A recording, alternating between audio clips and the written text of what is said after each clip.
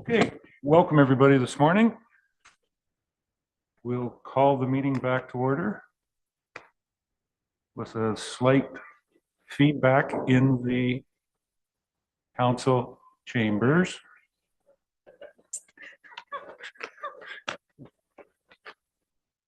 We okay to go, Sheila? Thank you.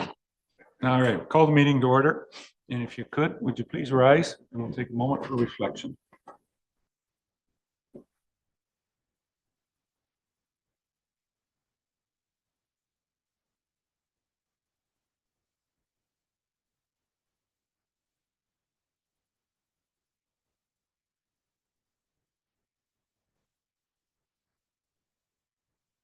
Amen. Thank you.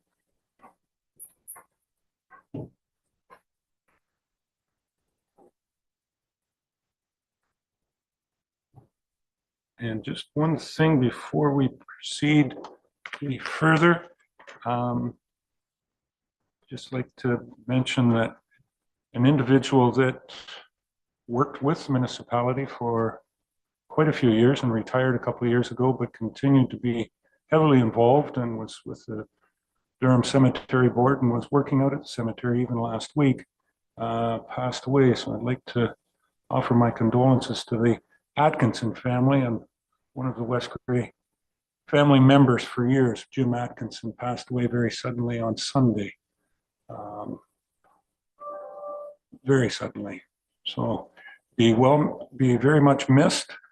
Heavily involved with the sports community in West Grey and the community at large. The Legion, wherever there needed to be a volunteer, Jim was there. So our condolences go out to the family for, as I said, a family member of West Grey and a close friend for a number of years.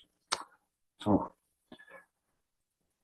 on that sad note, as I said, we'll send our respects to the family and continue on with the business of today as we move forward. Thank you. I'd ask of any council member if there's any declaration of pecuniary interest, the general nature thereof. Seeing none, it can be declared if it does arise at any time, of course, throughout the meeting. Sheila, can you give us the update on our anybody that's joining us virtually today? Thank you, Mayor Eccles. Before I begin, if you get disconnected, you can dial 1-647-558-0588 and enter meeting ID 891-5626-2480. It should be noted for members of the public that this meeting is being held in 2 locations, on Zoom as well as being live streamed on YouTube. Both members of staff and council have been briefed on the various features of the Zoom meeting software. Members of council and staff will be raising their hands to speak. For members of the public, if you require any technical assistance at any point during this meeting, you can send a chat message to me, Sheila Ferguson, Communications Coordinator, and I will attempt to assist you. Thank you, Sheila. That brings us down to number 4 on the agenda, delegations. And we have a delegation this morning. Mr. Alex Nyman from the Durham 150 Centennial Celebrations.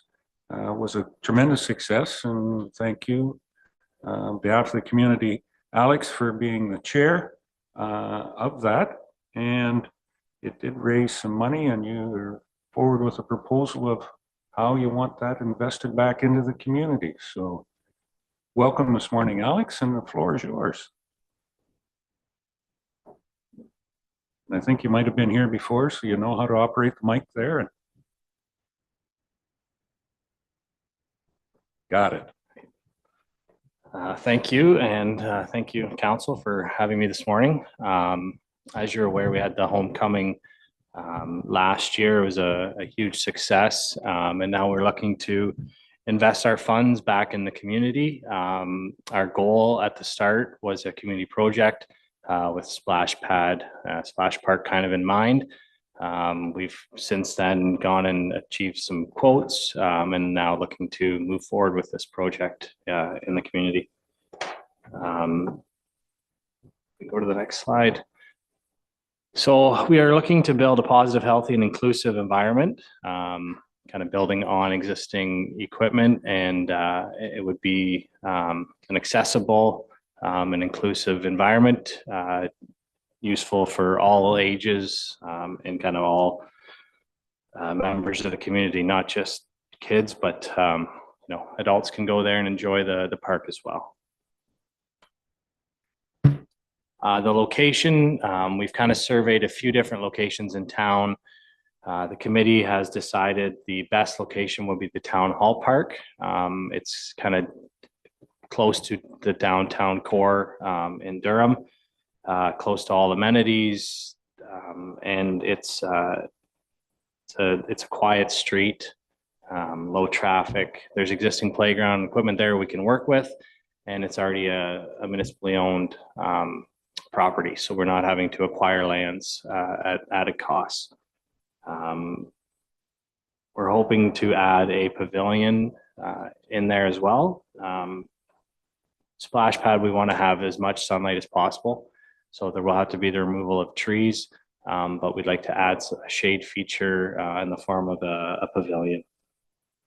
There is also a huge potential there for future change room facilities, etc., with the town hall, the kiddie pools there, and the police station, all municipally owned property. So we feel that that location will give future growth and potential in that spot. Here's a rough draft design we had drawn up by NERBO Recreation. Kind of a middle of the range splash pad, different features, kind of it's in 3 stages. So they do toddlers, young teens, and then older teens, kind of different features based on age. This is totally just a concept design, so this can be changed if there's anything someone wanted to see specifically, or if we have donors wishing to donate, they could determine what they would like to see. Our timeline, we're right now looking to get the approvals from council and the necessary authorities to proceed. And then we're looking at starting our fundraising initiative and campaign in January with a construction start date of May, and then hoping for a grand opening in July. Canada Day long weekend, I believe it's July 20 or June 29th is the Saturday, but kind of a 2 years after homecoming, and tie it in hopefully with the Durham Loves Canada celebrations. Rough budget, all in, we're looking at about 350,000. You can see a kind of a breakdown there. We have achieved or obtained 2 quotes from NERBO Recreation and from ABC Recreation on the splash pad. We do have a preference to go with NERBO in that way. They are Canadian owned and operated and manufactured. We're not dealing with European companies. So shipping and maintenance and everything of the equipment is a lot better. And the price point's a little bit better on their equipment as well. So for similar size splash pad, we're getting a few more features from NERBO. I've chatted with the installer. He's not local to here, but he's a small town guy from Midland. He owns property in Kincardine, and his family ties to Durham. So really good guy and good to get along with. Fundraising, so our goal is about 350,000. Homecoming has raised a little over 100,000. We're looking for a municipal contribution to kind of match our homecoming of 100,000. Hopefully using some development charge fees that are in the budget, and then we're looking to fundraise another 150,000. 50,000 of that we have already kind of secured through a community group. So we're roughly about 100,000 out. But I think with our fundraising campaign, we can easily achieve that.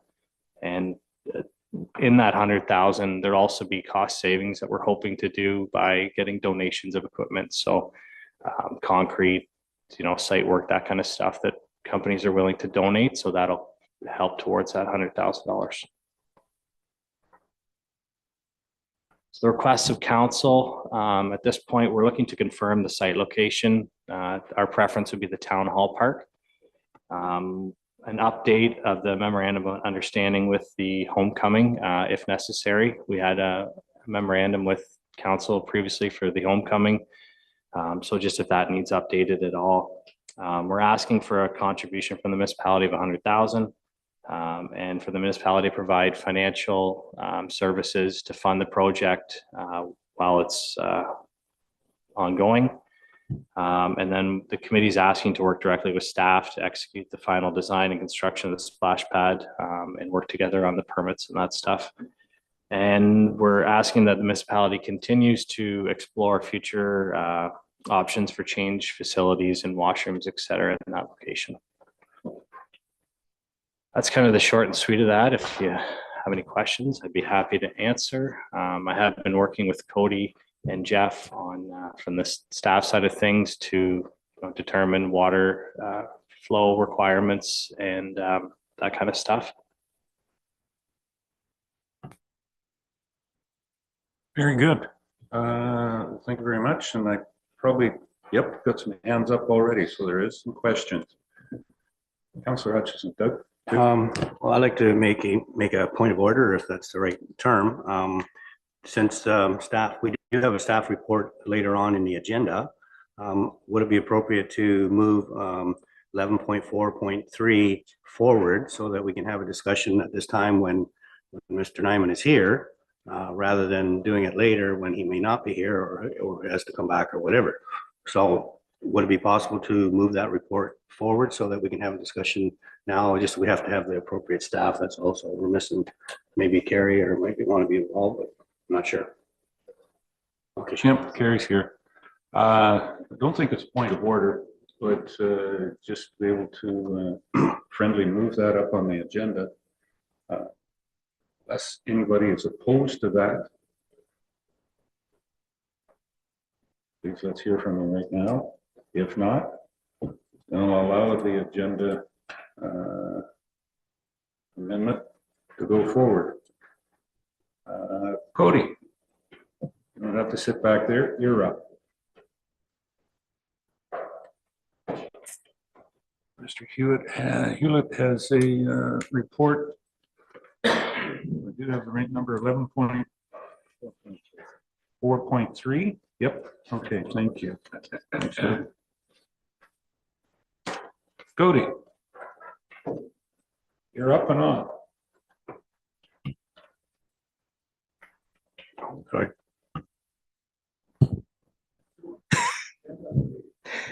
Thank you. And through you, fairly straightforward report in front of council. Just going off the delegation we just had. Council is seeking approval for the splash pad to be placed at the Durham Town Hall Park, as well as requesting that $100,000 from development charges be allocated to the splash pad project.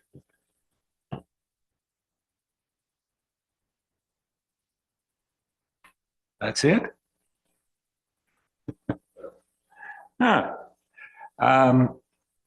Any questions for Cody? Councillor Noon, Joyce? Thank you. I guess maybe this is for the Director of Finance, but would the development charges would there be enough based on how development charges are distributed to allow the 100,000 towards this project?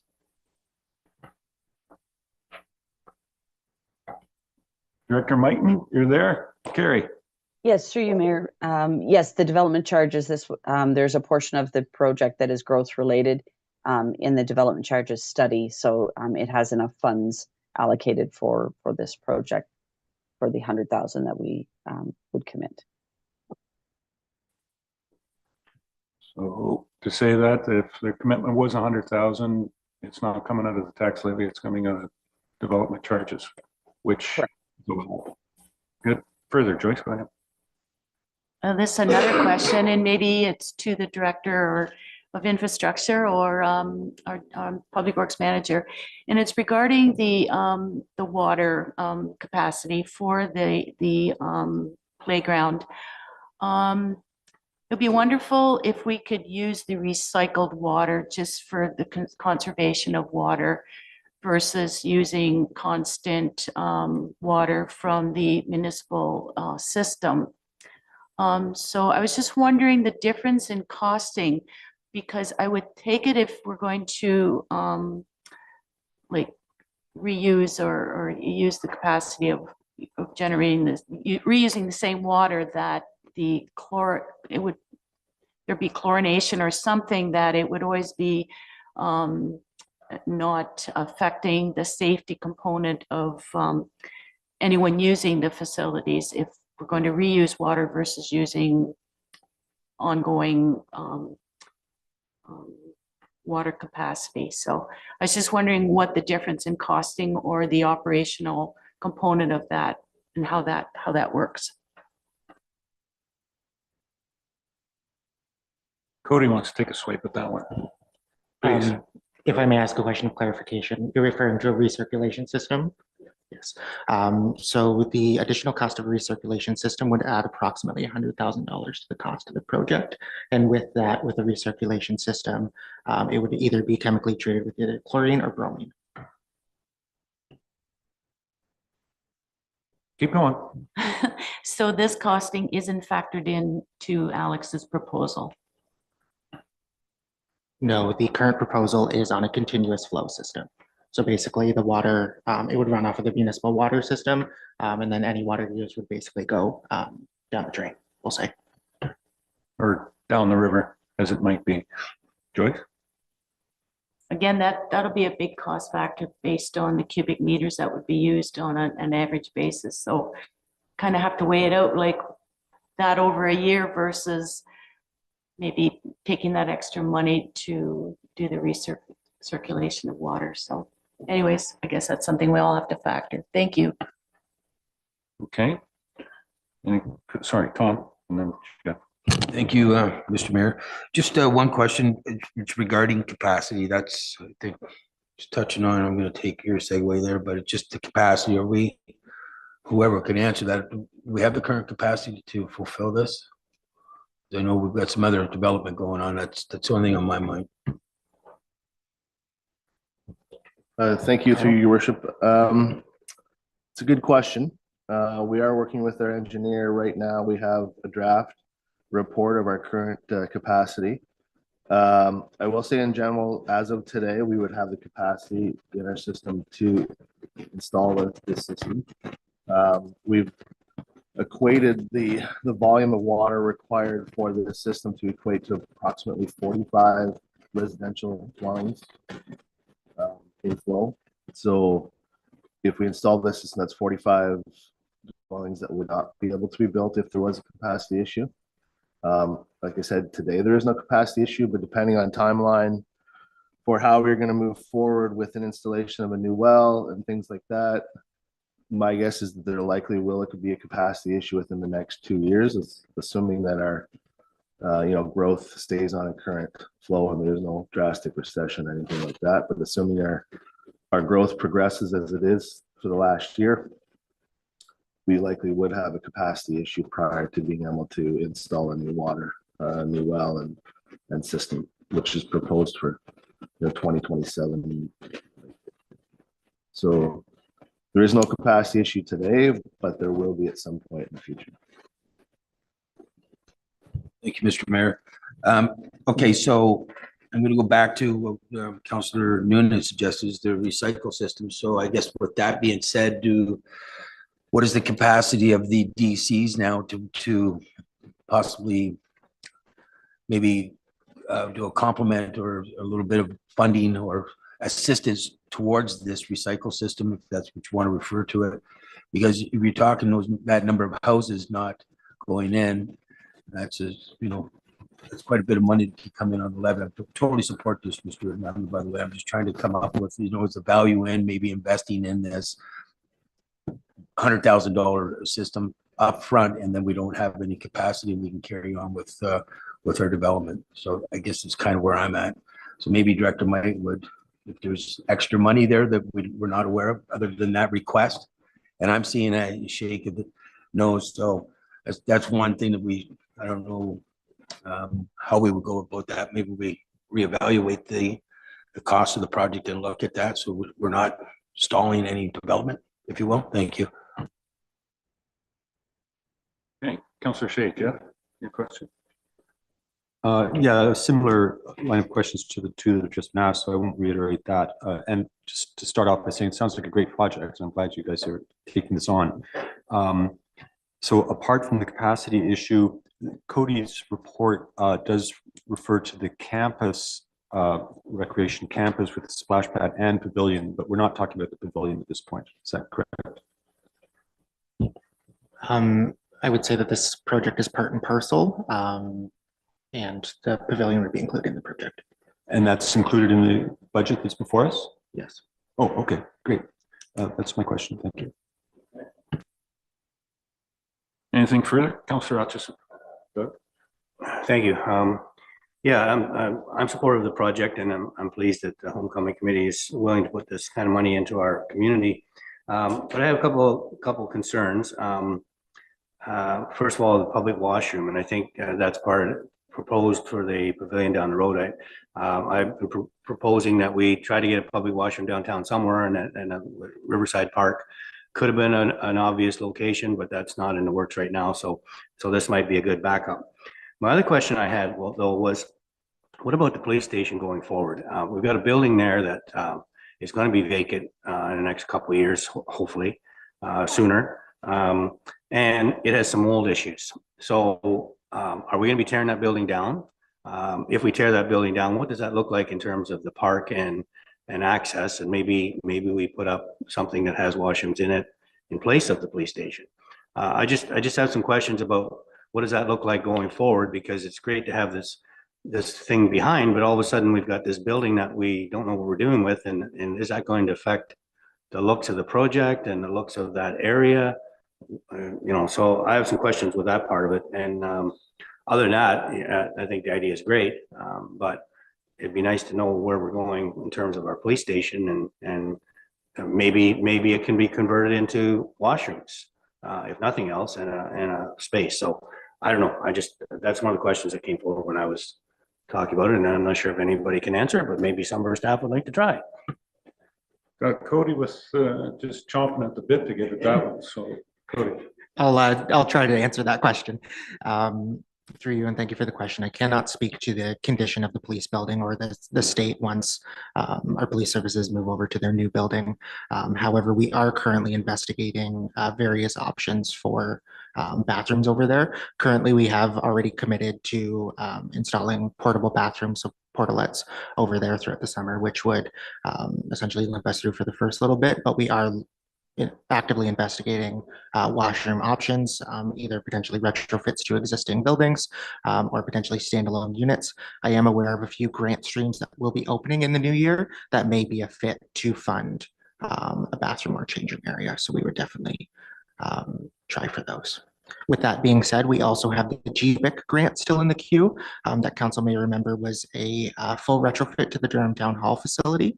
If that grant does come through, the proposal was that we would add additional accessible bathrooms on the rear of the facility that could be accessed from the interior hall as well as from the outside. So they would serve as bathroom and changing areas if that grant did come through. Okay. Councillor Townsend. Thank you. Just a couple things, and again, fully support the project and what you're trying to do. One concern I have is parking, and there is the municipal lot across from the fire hall and everything. My concern is some sort of a, I don't know, lights warning system, because should there be an emergency fire or while our police are still there, that can get very hectic around there in a short time, and I wouldn't want to see any young lives put at risk running around down there. And the second thing I have too is we will be consulting with all the neighbors in the area. We won't have another dog park little incident where some of the neighbors didn't know what was going on. We're going to notify everybody within the allotted area. Thanks. And through you, if I may, this is not a change of use, so we are not required to identify neighbors. But as you will notice in the communication plan for the report, we will be letting neighbors know.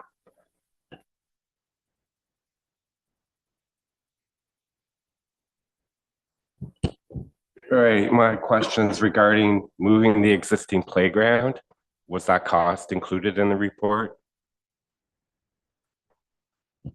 Through you and seeing a nodding head from Mr. Nyman here, yes, that was included in the proposed budget. And with that, it would not be a full move of the playground structure, but just some of the amenities, such as the newer purple and green swing set moving to the southeast side, I believe.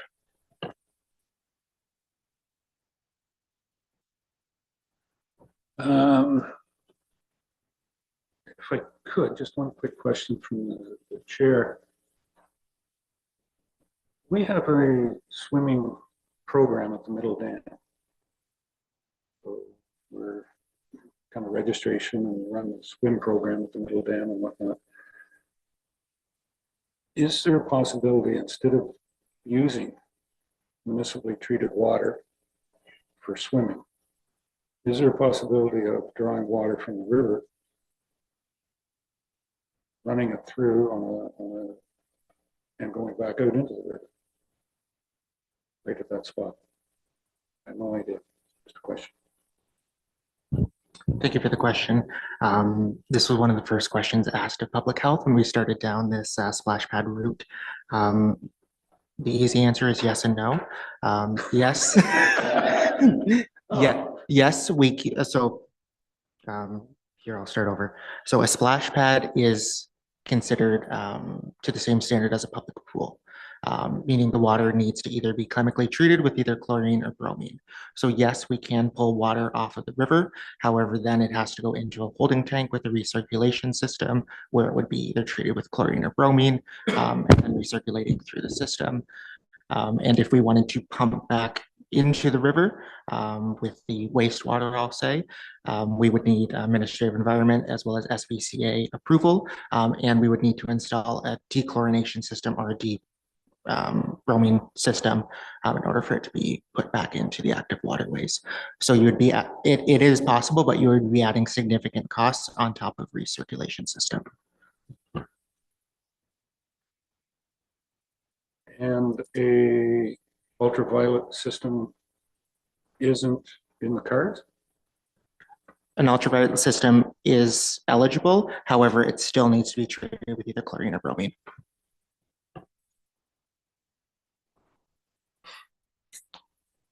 Who owns the company, the bromine company? The chlorine. Anyways, just a thought. Okay, that's it. It is a possibility. So there's different ideas that can go forward. Yes, yep. There's many different options. However, typically you see for ease of installation of these systems as well as maintenance, when you do see a circulation system, you just see it moving to chlorine or bromine treatment being fed off of the municipal water system, as it helps to lessen costs as well as maintenance on the system. Okay. All right. Thank you, Tom, Deputy Mayor. Thank you, Mayor Eccles. So I would move the recommendation that's before us to support this and use the 100,000 from DC's. The only question I had though, through you, Mr. Mayor, probably to the clerk, is how would we add into explore options for a recirculating or a recirculating system into this? So through Mayor Eccles, I believe the intent with this is that a report will be coming forward at a future council meeting to discuss the option or the opportunity for recirculation versus continuous flow. So I don't think that needs to be captured in this at this time. Okay, thank you for the clarity. So I will move the recommendations that's before us. Thank you.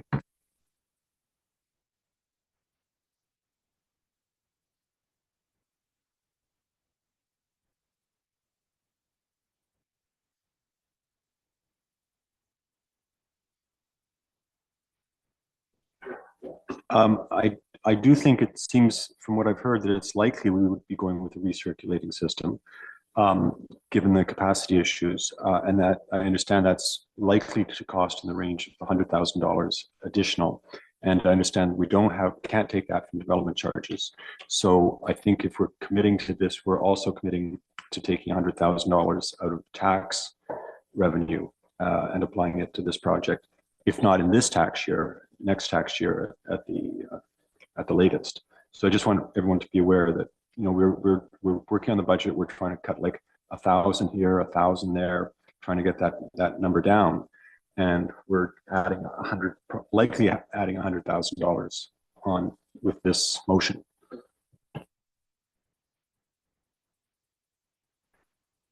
If I can just say, it's not an absolute, but you are correct. The other aspect in it is that there's $150,000 in fundraising that in kind and or in cash that's committed there. Through projects that I've seen go forward, if that funding isn't in place before the project is completed, it's extremely difficult to do fundraising afterwards, once it's already up. So the way I'm reading this motion at this point in time, Jeff, is that, yeah, we're committed to the 100,000. I think it's up to the committee and Cody to work away, staff to work away through it with that and trying to figure if there is going to be additions, how that is going to be funded before we absolutely drop the hammer on this project is going forward. Am I correct in that assumption, Alex? And the fact that I think it's the chicken and the egg here. We're committed to it. Now Alex can get out there, the committee, Cody, finding other funding sources to make this work and how it will work before it comes back to us for approval to go forward, Cody? Yes, that's correct. And if I may further to your point, we have been working with the Homecoming Committee or Homecoming Group to investigate different grant options to assist in the funding of this project. However, one of the largest hindrance is that we didn't have a concrete site of where it was to be installed, which did not help with any grant applications. So even having a site defined would help us move forward significantly with this project. However, with that being said, we are aware that there are water capacity concerns. However, right now we have engaged our municipal water engineer to look at the capacity requirements, and I will report back in the new year as soon as possible, as soon as we have concrete numbers in hand for council to make a decision on what type of system we would like to go with, whether it be continuous flow, recirculation, or potentially looking at other avenues to pull water. With that, if we did investigate other avenues to pull water out of the river, and we did look at a recirculation system with either chlorine or bromine, you are essentially creating a private water system, which would cause us to reopen our contracts with our water service providers. Okay. Doug, too. Just a couple of quick questions. So one of them having to be with the pavilion. He said in this proposal, pavilion was included, but what if money becomes an issue? Is it a possibility to put the pavilion on hold and still do the splash pad and the change and whatnot and prepare for a pavilion down the road? Is that a possibility? Oh, sorry, I'll turn mine off.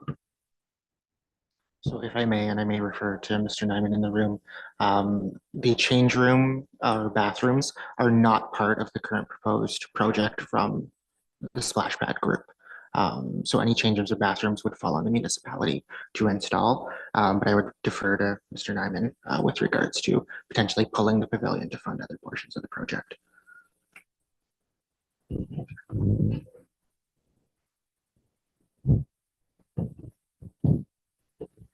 Yes, if it came down to it and it meant, you know, going forward or not, I think we budgeted roughly 30,000 for the pavilion. It's not a huge amount of money. We're looking to have it, built locally, and hoping to get the concrete donated or some in-kind work. So it might help towards a different system. But yeah, if that came down to it. And if I can just touch on the recirc system. When I chatted with both suppliers, they highly recommended not to go with the recirc system. There's a ton of maintenance and operating costs with it. The water needs to be treated and checked every 3 to 5 hours.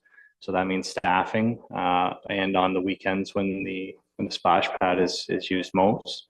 So if the water isn't checked, the system will shut down and not operate. So you're sitting with a $350,000 toy that's not running because we don't have staff. So and also the $100,000 upfront cost is quite substantial. To the water capacity, we have the ability to restrict flow as well. So we could operate at a 50% capacity or 25%, whatever. You can adjust it, how many features you have going at once. So that's all stuff that I think we can work with the capacity available. And if that changes, in the years forward, we can bump it up or down accordingly. The question having to do with the grant for the town hall, which may affect the washroom, the change room idea. Do we not have a timeline when we're supposed to know from that grant? We have no set timeline on that grant, unfortunately. I'm correct, that was a federal grant? That's correct. Yeah, and they kind of work on a way different time system than anybody else on grants. Yeah, just from past experience working with the feds. That's enough from me, from the chair, on my feelings that way. Councillor Noon, Joyce? Thank you. And thank you for that information, Alex, about the recirculation. And this question's back to the Director of Infrastructure. You had mentioned about 45 households that it could affect potentially in the future. But when you look at this playground equipment, it's only going to be run from maybe May till September.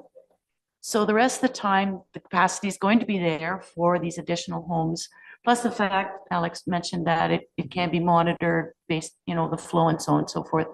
So with that being said, the potential for the growth maybe won't affect maybe 45 homes, but maybe 30, just based on the capacity that's needed at the time when the playground or the splash pad is being used. I was just kind of wondering if that could be factor in and not be something that would threaten it. Thank you. That one's yours, Carl. Please go ahead. Thank you, and through your worship. Unfortunately, daily flow, our capacity is calculated based on the peak daily flow. So we go back through our records and determine what the most amount of water that's used in one day. And we base our capacity based on that. So whether that day is in the middle of the summer when everybody's watering their lawns or another day in the year, usually it's in the summer. So this obviously with the use in the summer, especially on a weekend, is gonna increase our daily flow.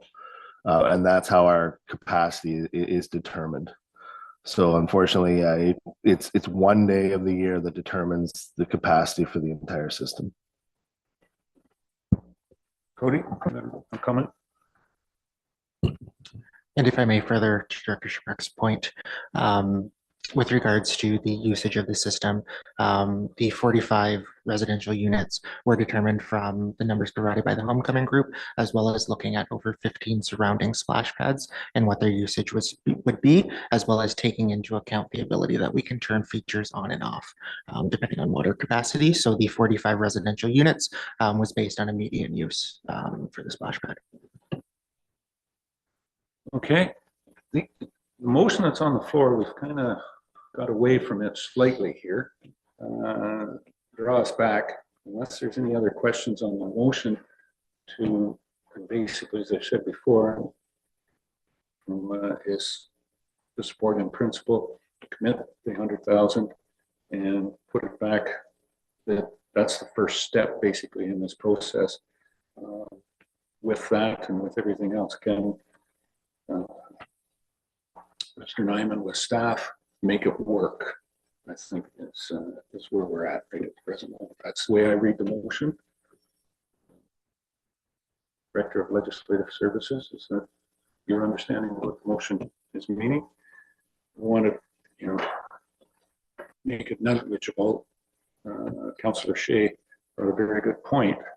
If at some point in time this may come back that there might be at this point tax dollars right off the levy going in, but the information will come forward for us that it may end up being that way. So it is behooving to start writing a lot of grant applications at this point in time to make sure that doesn't happen. Okay. Motion's been duly moved. Any other questions on the motion? Call the question. All those in favor? Any opposed? That's carried unanimously. Thank you. Thank you very much, Alex. Cody, great conversation and discussion. Now, let's move back. I think that's it for delegations, sir.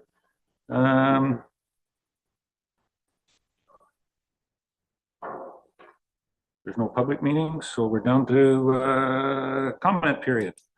This time we open it up, and for anybody in the audience that has comments. Just before I take anybody in the audience, Marion, just as a slight change, Jamie's got some that were written in, so I'll let you enter those ones. Director.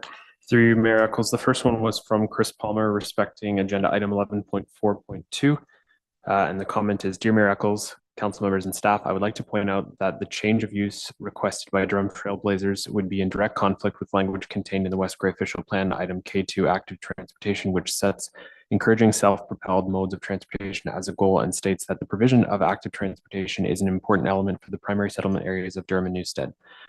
If approved, Durham Trailblazers request will either make self-propelled modes of transportation unsafe or bar them completely during the winter months.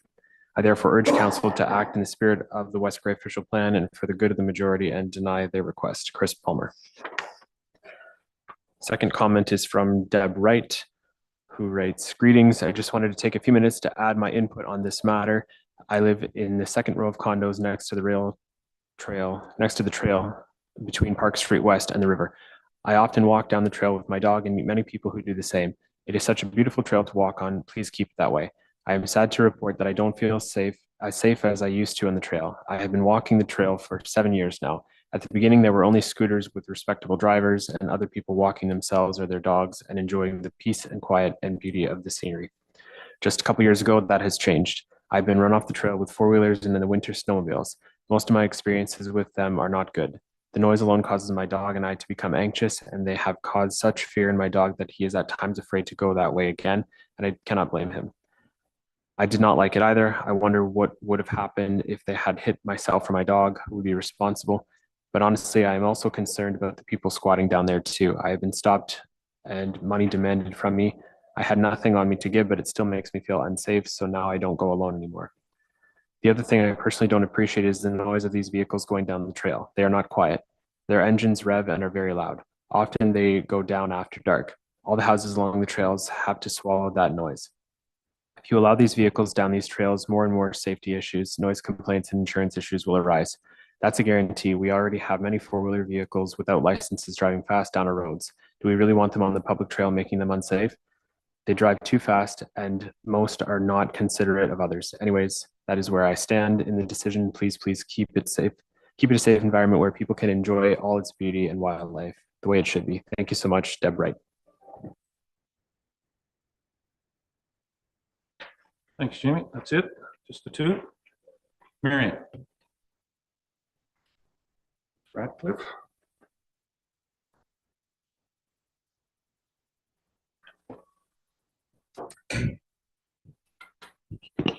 Marion Ratcliffe. Speaking to agenda items 11.1.1 and 13.6, which are both relevant to the West Green official plan. Still not happy with the wording, especially relating to the dark sky. I still feel that we're not recognizing the importance of health hazards, environmental hazards, and the economic issues in the wording. That it's really just not, it's just not out there as well as it could be. And we did have at a previous meeting that there was supposed to be a special meeting. I think it was resolution 2023-0620-015. And we have, to the best of my knowledge, have not had that special meeting. So we shouldn't be moving forward until that meeting does happen. And just the opportunity for, I'm hoping that in that meeting, there's more opportunity for public input and discussion on the content of the official plan. And on a second note, just a quickie on that splash pad. I didn't hear anyone talking about maintenance, long-term maintenance for the splash pad and where that's going to be coming from tax base. It's water, we're involving plumbers here, and that's always expensive. So I hope that that's also something that's considered. Thank you. Okay, thank you, Marion, for bringing those points up. We looked at. Anyone else? Okay, no other comments? Unfinished business? None that I'm aware of. Jamie, no. Adoption of the minutes. 8.1. Do we have, the first one is November the 14th. We're going to move these separately, correct? Councillor Townsend, Deputy Mayor Hutchison. 8.1, the special council budget meeting.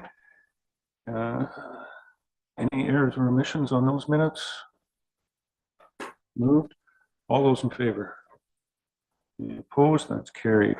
Minutes of the regular council meeting this November the 21st. Excuse me, do we have a mover and a seconder for those? Moved by Councillor Forrester, seconded by Councillor Hutchison. Any comments? Call the question. All those in favor? Any opposed? That's carried. Public meeting planning on November the 21st. A mover for those minutes. Moved by Deputy Mayor Hutchison, seconded by Councillor Noon. Any questions? Call the question. All those in favor? Any opposed? That is carried. Okay. The next one is committee and board reports. 9.1 to 9.4. Those minutes of outside committees to receive. Have a motion to receive those. Moved by Councillor Noon, seconded Deputy Mayor Hutchison. Thank you. Any other comments on any of those? Call the question. All those in favor? Any opposed? That is carried. Okay. We may not get out of here at 9:52, but we're moving along pretty good. Thank you.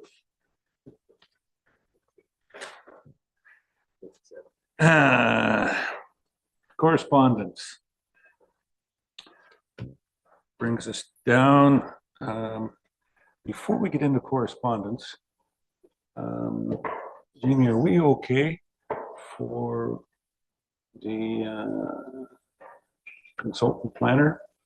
Can we move that up to meet his timeframes, or are we okay to keep going here? Through your miracles, there are a couple of items of correspondence for consideration, two for direction, one being the Enbridge gas correspondence, the other one being the Brockton correspondence respecting the Saugeen Municipal Airport. So perhaps in the interest of timing, it would be appropriate to deal with the official plan. The consultant has noted that he has another meeting that he has to run to at approximately 10:20. So in the interest of timing, that may be appropriate. So can we deviate, if everybody is agreeable, deviate that to go down to the official plan report? That is 11.1.1. And we'll come back to the correspondence to be able to have the expertise of the author of that report here. Nobody's opposed to that? Then there we go. Is Ron on? Oh. Yes. There's his familiar face right there. Good morning, Ron. Mr. Davidson, thank you for joining us and accommodating. How do we want to go about this? Councillor Hutchison's got his hand up already. Question, go ahead, Doug. Yes, I'd like to make a motion to defer the official plan to a later time period based on resolution 230620-1015 from June 20th, 23 minutes. That it was moved by myself and seconded by Councillor Forrester, that in consideration of staff report, Municipality of West Gray official plan update, Durham and Newstead, council directs staff to postpone the report of the official plan indefinitely to allow for time to schedule a special meeting to deal with the official plan. So my concern is I don't think we've had that special meeting, and I'm not opposed to what's in the official plan, but I do think that we need to have a good discussion about what is in the official plan. And I don't think today, based on what's in our agenda and the time frame, that we have time to discuss it. If we get into it, it's going to take us some time. But I do have some questions, and I think some other council members may have some questions that we would really like to take time to discuss it. It's a big document. It's very important going forward for many, many years. So I would like us to, my motion would be to defer until we have the special meeting from that resolution. Thank you. Okay, I'm going to ask Jamie on the procedural part of that. Go ahead, Jamie.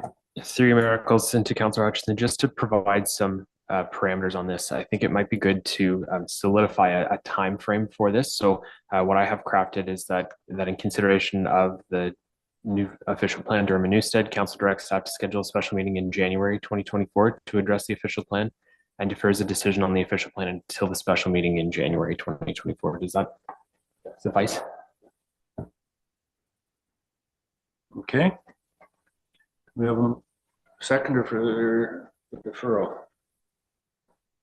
Doug one, Councillor Townsend. Any discussion? Is there an exact date that you're looking for there, or trying to figure one out that will work with our consultant staff? Do any of those dates work with you? Or a date in January could be made available? Mr. Davidson?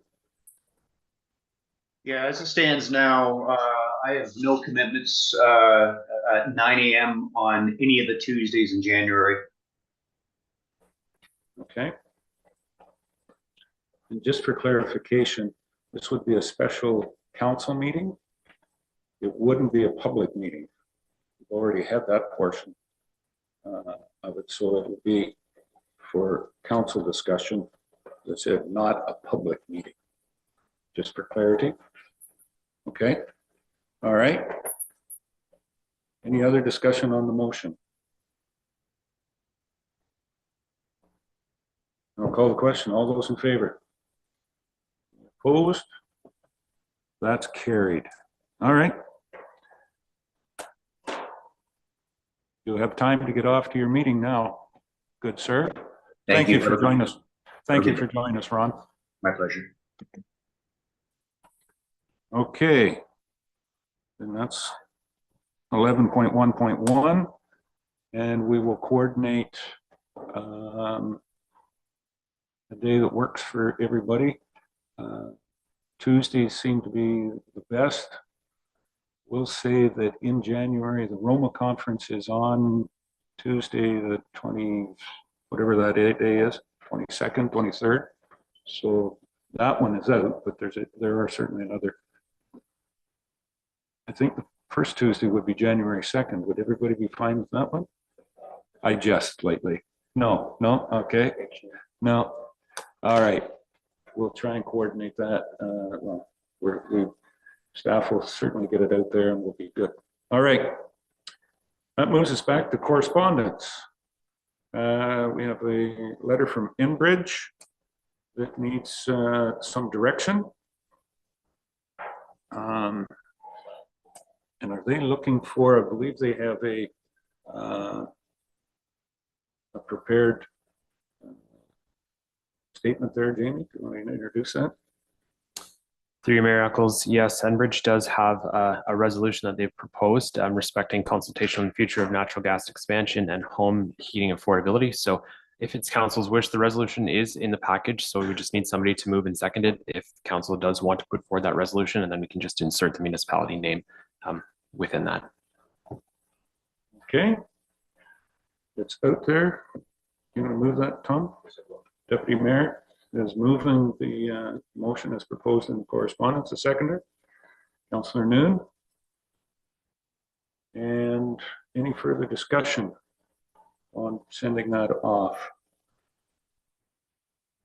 Seeing none, call the question. All those in favor? Any opposed? That's carried. Second one, dealing with,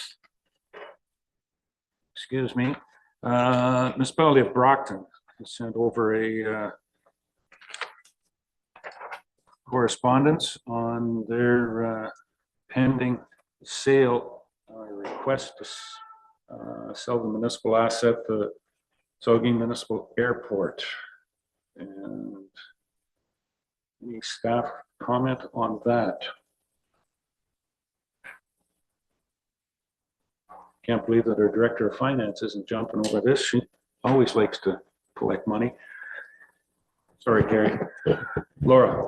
Thank you, Mr. Mayor. Good morning, Council. Hanover Council dealt with this matter at their meeting last night, and their decision was to convene a meeting of all three partners, senior staff, and all three partner council members. They were proposing that that happened February or March, but there was no firm date. So that's just an update for your information on how Hanover dealt with this.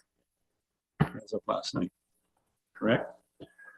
How, on this proposal, any comments from our member that sits on the airport? Tom. Thank you, Mayor Eccles. And yes, I would certainly endorse that we respond and invite Brockton to sit down with the other two partners that are more than willing to sit down and have a wholesome discussion with all council members. How that would look, I don't know. That'll be, obviously the clerks can put that together, but I would certainly endorse that we respond and we do invite them to sit down February, March, whatever works for everybody that's involved. Okay. So that's a suggestion to send back correspondence to Brockton. Following Hanover discussion. Got any motion to that crafted? Deputy Director of Legislative Services. Mr. Clerk. Well, Jamie may be looking up on that. Any more comments on the correspondence itself, Jeff? Yes, to the Hanover News from yesterday. Didn't we have a discussion about this a couple of months ago where we asked the three CAOs and maybe the three reps to get together to discuss the future of the airport? And has that happened? And what was the result of those discussions? See you. Laura? Thank you. And through Mr. Mayor to Councillor Shape, we have had a staff and council rep meetings. What has resulted out of that is a visioning exercise that the airport is currently going through with the assistance of the county. From Hanover's perspective, Councillor Hocking was the councillor that put forward the proposal for a joint meeting with all of council. From what I could take from the meeting, his thought was more about getting a collective decision to see what from Brockton's perspective, what are they actually looking to achieve and why have they come to this decision? And, you know, is there a bigger decision that all three partners should be involved in, not just the representatives? So he was quite clear that his desire would be for all of council and senior staff to participate in a joint meeting. So you're saying that the suggestion of that come that all three councils are together. That's correct, Mr. Mayor. My notes are never as good as the clerks and the fine minute taker beside me, but Councillor Hawking did say, all councillors, senior staff, these are his words, to hash out a long-term direction of the airport and finally make a decision toward resolution. Wow. Okay. Good with that, Jeff? Jamie, what do you got? Through your miracles, I have that in consideration of correspondence received on November 27, 2023 from the municipality of Brockton respecting potential sale of the Saugeen Municipal Airport.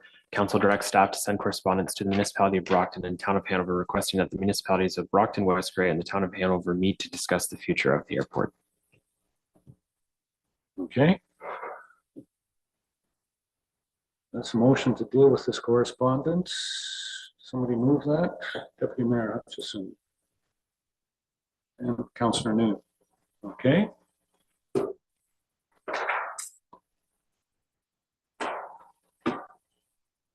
I could ask a question, do we have any legal way that the correspondence is? There seems to be a Corporations Act. Is it? I have no idea whether there's anything legal with where Brockton is coming from or what the legal opinion of it. That is not to suggest that Brockton would be doing anything adverse. Yes, thank you, Mr. Mayor, and through you. Brockton's clerk has legal background. So she had mentioned in the correspondence that, portions of the Corporations Act could also be a factor in decisions that could be made. Hanover CAO and I have had conversations with a legal counsel representative from Valerian in Guelph, who has had experience working on files such as this. Haven't retained him, waiting to see where we go with this, and if need be, he is available to us. Okay, all right. Jeffrey, Councillor Shea. I did read the report that Brockton provided as part of this correspondence, and it included the results of the recent visioning session that you referred to, Madam CAO. Although I didn't understand who was actually at the table when I was reading that, so thank you for that clarity. The thing that struck me in that visioning session is that about half of the items that were identified were posed as questions. Could we do this? Where is the potential here? What's the possible outcome of our continued involvement with the airport? And half of the things that were proposed were sort of large vision expansions and new areas of business for the airport to get into. It included things like having a hotel developed at the airport, having condominiums of some sort developed at the airport. And I thought these were all really good ideas, but not ideas that are really capable of being managed by a municipality or through a municipal asset. I thought these would be much more likely to be developed and successfully executed if the airport was transferred to private ownership. So while I think the airport should continue to operate and probably will continue to operate, I think it would be much more sensible for it to operate in private hands. Also, the selling of the airport to a private developer would also free up a significant amount of capital assets for the benefit of West Grey. I just think about the number of bridges that we have to repair and replace, and I think of the amount of traffic that goes across all of these bridges, and I think of the amount of traffic that flies in and out of that airport. And I think that our bridges are way more urgently in need of capital infusion, and getting out of the airport business would allow us to redirect our scarce resources to the things that our citizens really want us to be taken care of, which I don't believe generally includes an airport. So I'm happy to go for. I was prepared to move that we echo Brockton's position at this meeting, but if there's a decision that all of this council wants to meet with those two councils and have a productive and informed discussion jointly, I'm prepared to get on board with that. I will be at that meeting advocating that we get out of the airport business. And so I hope all of this data that has been provided here and the data that will come out at that meeting will lead you, my colleagues, to join me in that opinion. Thank you. Okay. Mayor Eccles, the vision session I sat in there, it's not big pictures and whatnot. It's actually the future of what should be considered for the asset, and the fact that if we did move forward on a lot of these projects, which again, we have consistent problems with having our Brockton rep at the table. And if we got through this here, this partnership understanding is the first key to the success. We have to have that agreement in place with all three partners. I think what you're looking at down the road is the growth of this asset, and with the visioning, which Grey County was there as well, and we had a consultant in there. I think one of the things we're going to look at is the municipal request to fund it is going to minimize. That's the objective of the long-term vision, and some of the things we're looking at is eventually it's self-sufficient, it sustains itself. So without the three partners, and well, there's two partners working actively on it, and without the third partner in there engaging in these wholesome conversations, it's hard to achieve what we're trying to do. The whole objective here, again, is to minimize the request from the levy to support the asset. And at that stage, it is self-funded, and off we go, and we grow the asset. And therefore, the revenue that could be made down with some of this future development would increase our stake. That's all. Thank you. Okay. I'm gonna say we're getting off where the motion on the floor is here and into that discussion. The motion on the floor, unless there's something directly you want to speak to that or comment back, I'm gonna cut discussion off and say, let's vote on the motion and see where that one goes, Jeff, and then we'll go forward. Okay? Motion on the floor. Do you want to read that one again, Jamie, please? Dear Miracles, that in consideration of correspondence received on November 27, 2023 from the municipality of Brockton respecting potential sale of the Saugeen Municipal Airport, Council directs staff to send correspondence to the municipality of Brockton and town of Hanover requesting that the municipalities of Brockton, West Grey, and the town of Hanover meet to discuss the future of the airport. And you didn't put a timeline in there? Meet as soon as possible? Not a friendly amendment? Not that I can make, but I just wondered whether that should have been in there. Dear Miracles, yes, we can add that in if council wishes to have that added in. Move in second.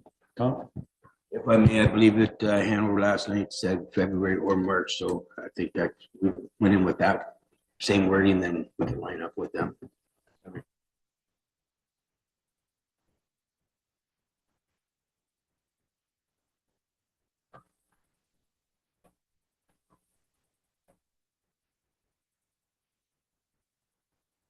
So through you, it's now directing staff to send correspondence to Brockton and Hanover requesting that Brockton, West Grey, and Hanover meet in February or March 2024 to discuss the future of the airport. Okay. All right. Motion moved. Any other comments on the motion? Call the question. All those in favor? Any opposed? That's carried. Okay. The rest of the correspondence is in the package. Is there any other than receiving the motion? Councillor Hutchison, you want to pull? Yes, well, I have a couple of questions on two, and one I would like to pull. So if I may ask the questions first, and okay, so we're working our way through. It's number 5, the having to do with the Ontario Association of Sewage Industry Services, OASIS. I don't feel that it's really an issue for us because we use Lystec for our sludge that comes from our sewage treatment. And I believe that a lot of the local pumpers do use Lystec to get rid of their sludge and so on. I just question though the part about spreading sewage on farmers' fields. And I'm just wondering what the policy is. Do we allow that? Are there regulations against? I think it happens, But I'm curious on the regulations on that. Because to me, there's a real health issue when that happens. Lystec does it after they've treated the sludge and basically turn it back into fertilizer. But spreading raw sewage onto farmers' fields, I have a concern with. So does anyone on staff, would we have any ideas of the regulations on that? Carl? Thank you, through your worship. So it is all regulated through OMAFRA and the province. We don't have any sort of regulations through the municipality or what we do and don't allow. It's non-farm source material. They have to go through a very rigorous process to get permission and licensing to allow distribution of that. I can't say exactly what that process is. I've never been involved in it personally, but I have seen, I do know that if the practice does happen within the municipality of West Grey, as well in other municipalities, that the non-farm source material is distributed on farmers' fields.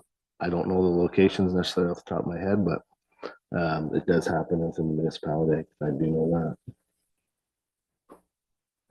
Most of the ones in West Grey happen in and around in Normanby Township on farmland. That sludge comes from our neighbor to the west. And live beside a farm where it was spread. There's quite a oversight process on that. I can say that a number of years ago, I owned a farm that was very close to the town of Durham before Listex was even built. And we spread sludge. We're one of the licensed places where the Durham facility, at the time, the town of Durham spread sludge on our acreage. And maybe to your point, that's why my mental health is the way it is. I'm not sure. There is a very highly tested.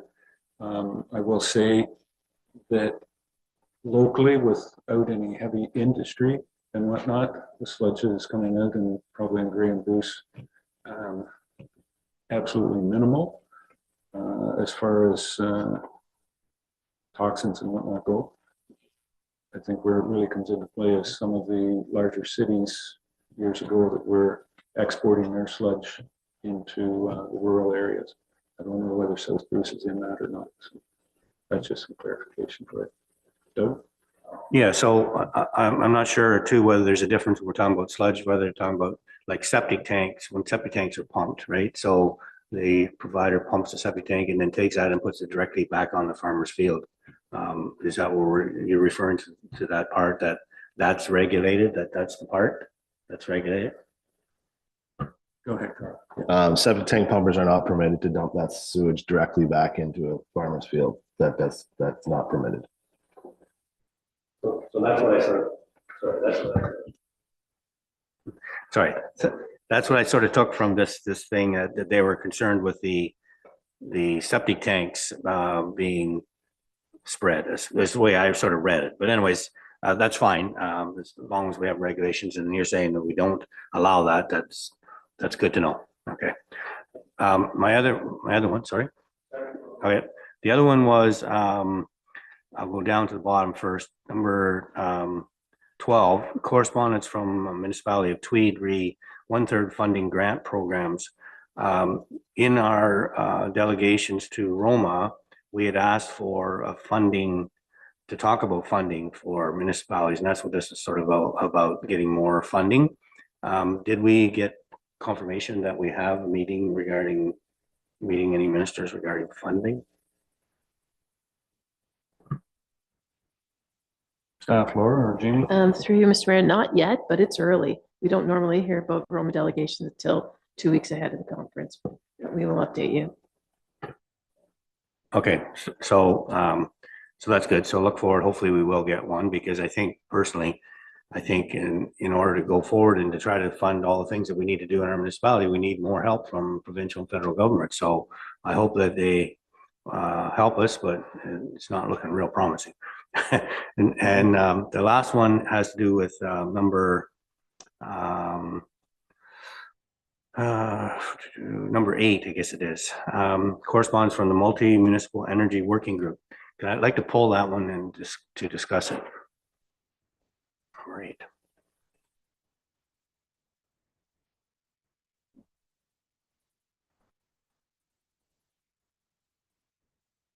Is there a vote you want to do on that one separately or just a question about it?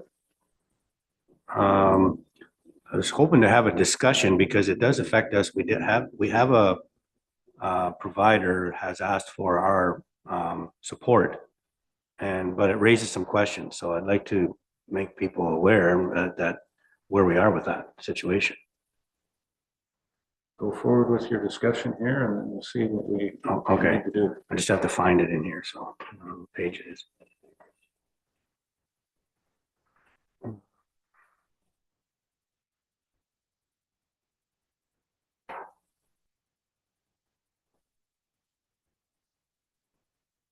You'll find it about 156 or 158.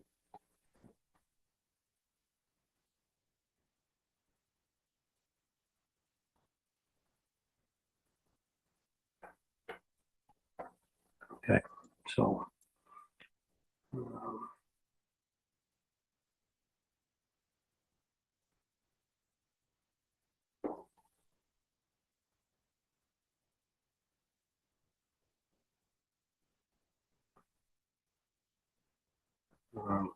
let's see my notes, but anyways, if you notice in there that we are listed on there as a proponent of the battery storage group that came forward to us. So this working this municipal energy multi-municipal energy working group is really questioning this battery energy storage system, and they have a number of questions about it. And I thought as I read this, I felt they had the same questions that the people in Newstead when this group did their presentation to the people in Newstead. I went to that and they raised some of the same questions, like is there going to be fumes from the battery storage system? Is there going to be noise from the battery storage system? They had a concern with where the proponents were planning on building the storage system, which are basically sea containers with batteries in them. It's in a floodplain. And have they had discussions with the Conservation Authority? It's right around where the old headquarters is. So they had some very good questions, which the proponents didn't really have the answers. Well, they had some answers to it, but I just thought reading this group also has these questions. And as you read through that, there are a lot of these things on the table right now that there's a lot of companies out there that want to do this. And I think it's great. The concept is great. I just want to make sure that we understand that we've supported this group, and maybe there's still a lot of questions out there, just as this group has suggested about the fire hazard. Like our fire chief. Has our fire chief been involved to know? There was the question of if these battery things go on fire, there's a lot of toxicity associated with a fire of a battery. Does our fire chief aware of it, that we've supported it? And how are they going to manage it if it does come to our municipality? So it really triggered some questions for me. And so I'm interested to know where this multi-municipal energy working group, where they're going. And I don't know if they've really asked, I think at the end, there's a resolution, I believe, by, this is Township of Huron, Kinloss. Response. All right, so I don't know if that's the one we support. I guess it's the resolution on page 160 and 164 or 160 on the actual document. Yep. That be resolved that the multi-municipal energy working group hereby directs that a response to the IESO be drafted regarding the public meeting requirements and municipal support requirements across municipal borders where projects are within 1,500 meters of a neighboring municipality. And that was the other question that came up, that they're asking did the municipalities where these things are, the neighboring municipalities, are they aware of it? So in our case, I think 1,500 meters, we would be into Brockton, will we not? Or the municipality to the, not Brockton? South Bruce. South Bruce. So are we 1,500 meters within, close to South Bruce? And if so, are they aware that, we supported this? So that's another question, but they also talked in there about the whole safety thing. So I'm not sure where we go with this, but I do think it triggers some questions going forward. Anyone has any suggestions, I'd be willing to listen. Joyce? Councillor New. In following up there with Councillor Hutchinson, perhaps maybe we should get this contractor back to the table, and so we can ask these questions, so that we're aware of it for the public. So rather than, well, maybe to supporting this, but also bringing that back to the table for more clarification.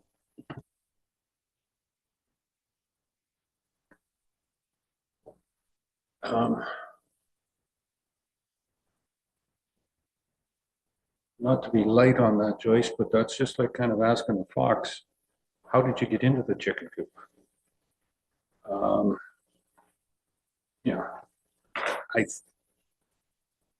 If we were looking for where it is, and I think we're back to about the spot where we were with wind turbines, provincial process and whatnot.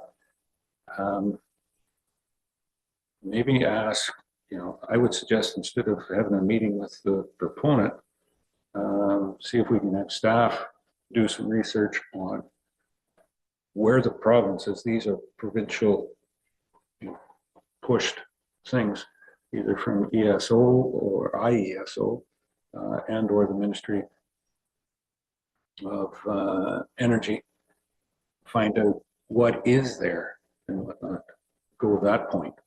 But we'll give that direction after conversation. Doug? I think I might have the answer here. In the letter at the end, it says the MMEWG wishes to extend the opportunity for representatives to present a delegation for your municipal council to educate, address questions and concerns, and support our communities throughout these uncharted proposals. And that's Tom Elwood, who's the chair of that. He's from municipality of Grey Highlands also. Correct.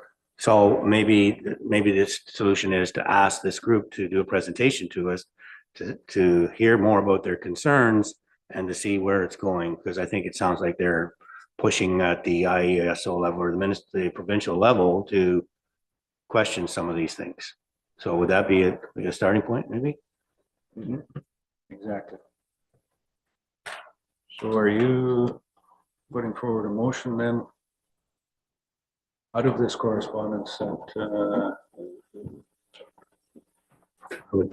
I would do that. Staff to further more direction or set up the meeting to understand a bit more of this for the municipality?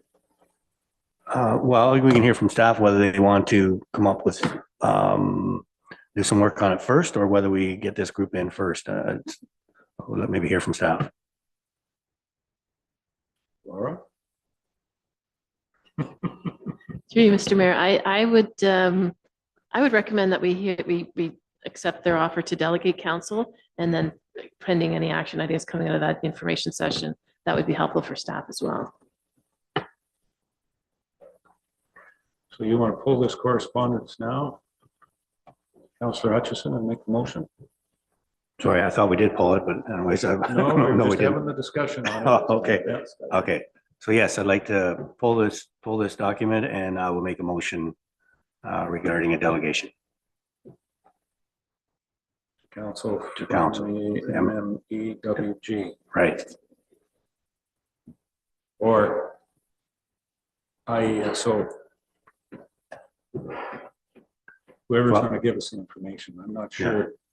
Municipal, multi-municipal energy working group is going to give us anything. So I'm not sure that they have the information, but find somebody to give us an update of where this is, whether it comes from IASO or but it's directing staff to set up a meeting for further investigation. Yeah, I think it'd be important, I think it'd be appropriate to start with them because they've done a lot of legwork, I think, on this. I think the chances of us getting IESO to come and talk, do a delegation might be a stretch. I don't know for sure, but why don't we get these guys to come and do a presentation to us and we find out where they're at and what, because I think they're already doing some proposals and some push from the ministry level. So let's see where they are and then we go from there. Okay. All right. So it's to get MMEWG here. Okay. Jamie, you got that? Yes, through your miracles, I have that in consideration of correspondence received from the Multi-Municipal Energy Working Group respecting battery energy storage systems. Council directs staff to request a delegation from the Multi-Municipal Energy Working Group respecting battery energy storage systems. Okay. Do we have a seconder for that? Councillor Noon? Any further questions or comments on the motion? Jeff, Councillor Shay. I don't think it has to go in the motion, but I assume we would invite the fire chief to attend that delegation. Okay, thank you. All staff. Be involved in this? Okay. Anything further?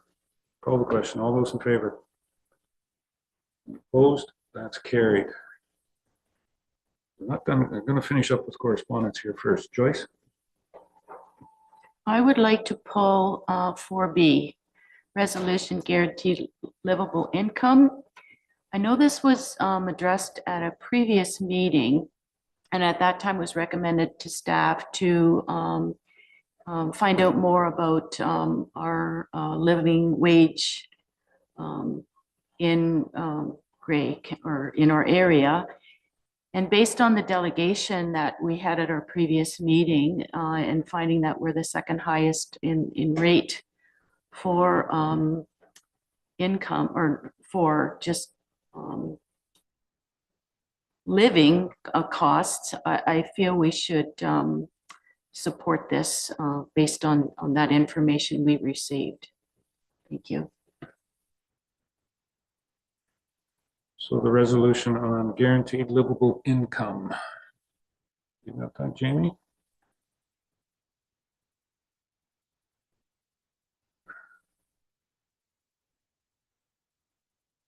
It's coming from Prince Edward County.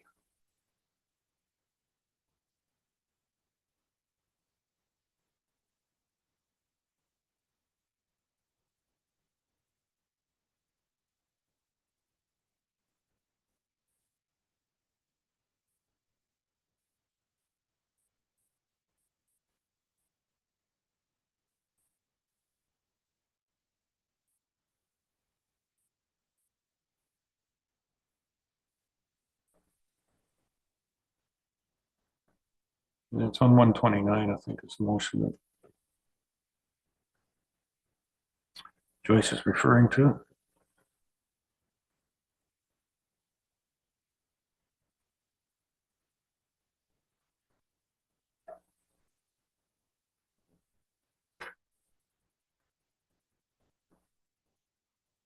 Joyce, you want to move that?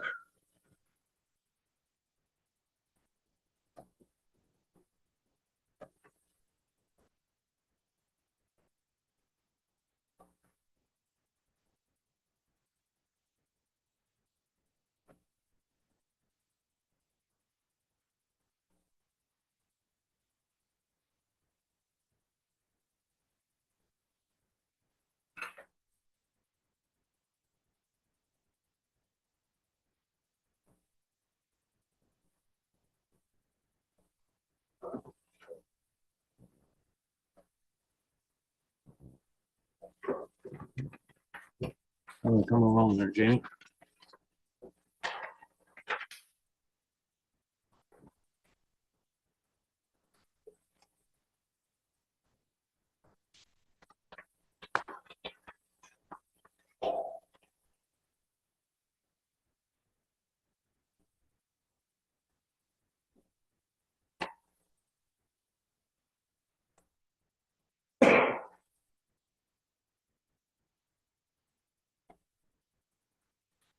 Go ahead.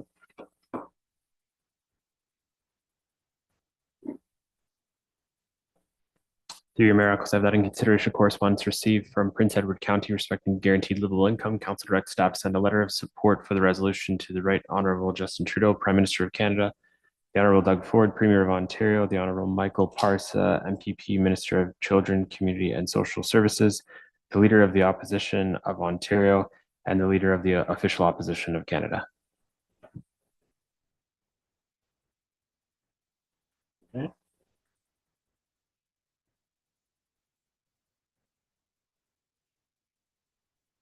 Notice you took out the MP and the MPP for Prince Edward County. You want to add our MP and MPP in there? Certainly we can do that. Yeah. Okay. All right. Any, Joyce, you're moving that? Seconded by Deputy Mayor Hutchison. Anything further? Call the question. All those in favor? Opposed? That's carried.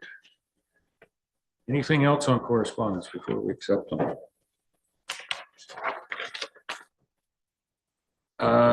Correspondence number 11, powered by Newford Team, Raid the Ontario Pump Storage. There's most correspondence in there is addressed to singularly to myself. They're continuing on in this project and they're needing municipal support and individual support, or looking for letters of support. I think we had a delegation from the TC Energy project in Meaford quite a while ago. What I'm looking for, would council like to put forward a letter of support or continuing support for the TC Energy project? I didn't feel comfortable in just doing that as mayor, commenting on that. I wanted all of council to be agreeable. Tom? Mayor echoes, yes, I would certainly move that support. Thank you. Councillor Hutchison? Yeah, I'll second that, and I have a comment too. Go ahead. Go Go ahead. Yeah, so I think I see this as sort of the same as the idea as the battery and whatnot. It's a storage system used to back up our grid.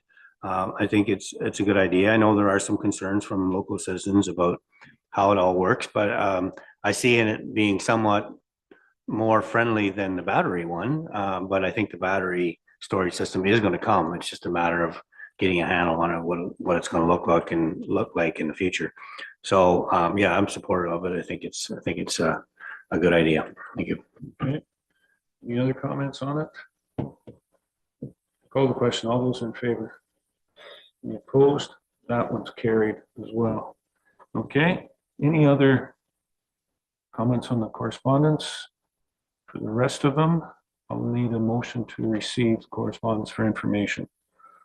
Moved by Councillor Townsend, second by Councillor Forrester. With the rest of the correspondence be received for information. Any questions on that? Call the question. All those in favor? Any opposed? That's carried. An hour and a half, and we should take a break. Deputy Mayor, you're keen on that? I can't keep you in the seat much longer. We'll stay adjourned for, let's be back by 10. Let's try 10:40. That's 6 minutes.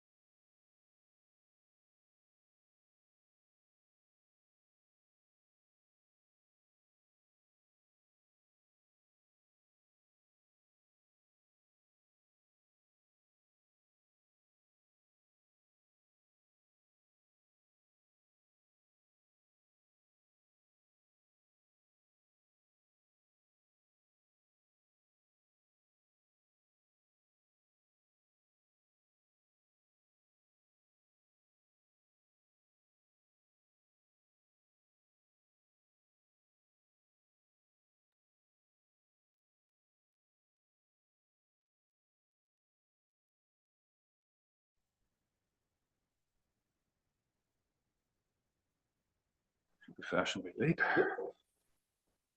Okay, all right, we'll call the meeting back to order. Thank you, everybody, for joining back in. And that brings us down to staff reports. 11.1's been dealt with. So we'll go to 11.2, Director of Infrastructure and CBO 2023 Building Activity Report. We'll go through any more of that, Carl, or any highlights in there that you want to, or lowlights? Oh, thank you. Through your worship. Yeah.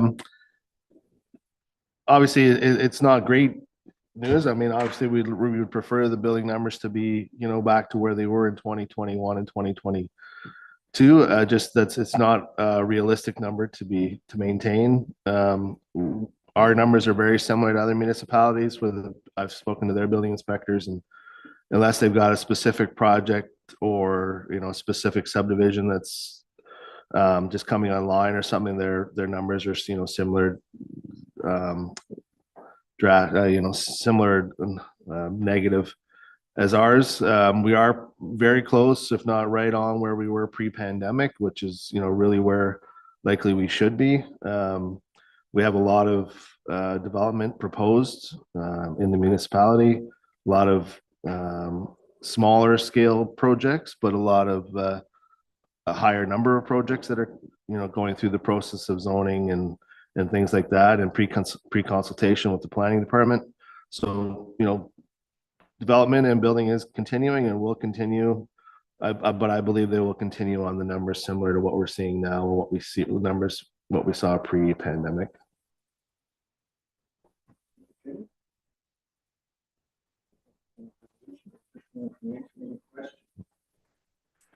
That's just for information. Any questions? Councillor Hutchison, Doug?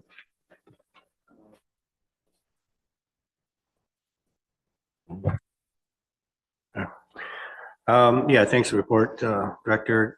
Just a question on, I'm looking at year-to-date, I don't know, page 269 in the report. The 2020 year-to-date term numbers, are they a little out of whack or something there? Like if I look at multi-residential, 2020, this is the permit fees. The permit fees were 612,000. And then the rest of the years were only like 19, 10, and 14. I think there's something a little wacky there, I believe.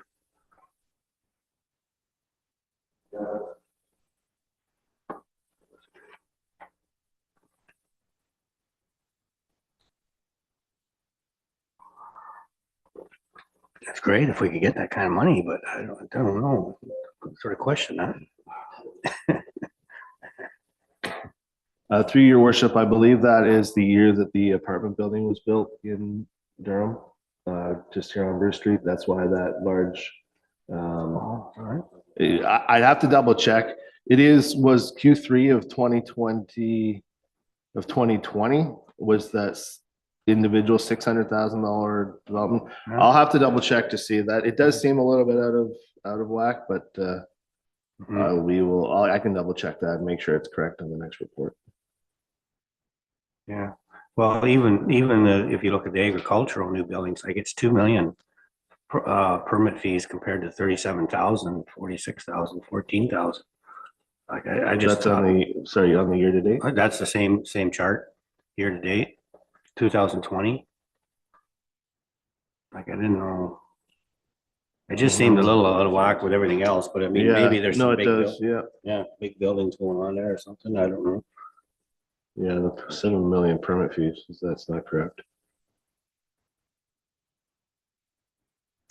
All right, I will make sure that's correct on the year-end report.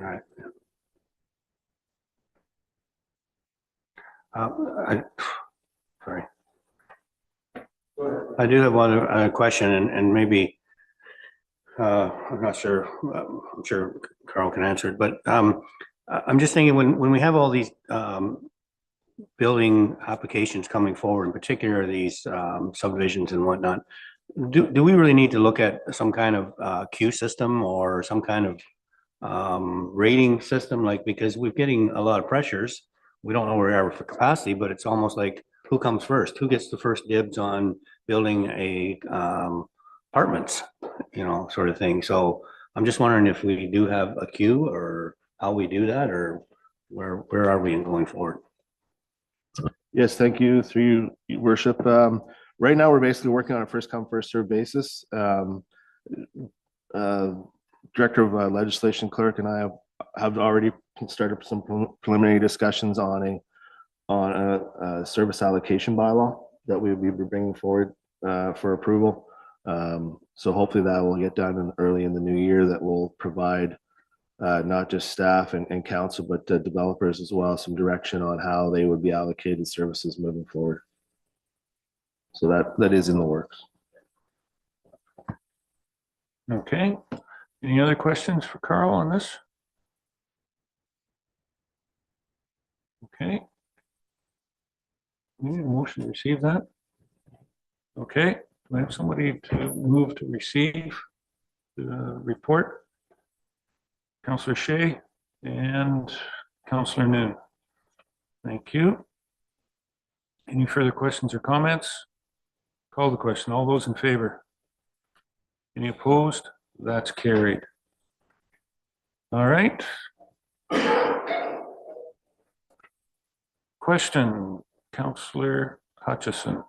Should we have made that amended, given that there's an error in that report? Well, there was no numbers that we just received it, but I think we have a comment from the director that he will check those numbers to make sure. Okay, Yeah. so we're okay. We can't amend something, yeah. He doesn't know where it is, but yeah, I think we'll go about it that way. All right, Carl, Development Services Contract.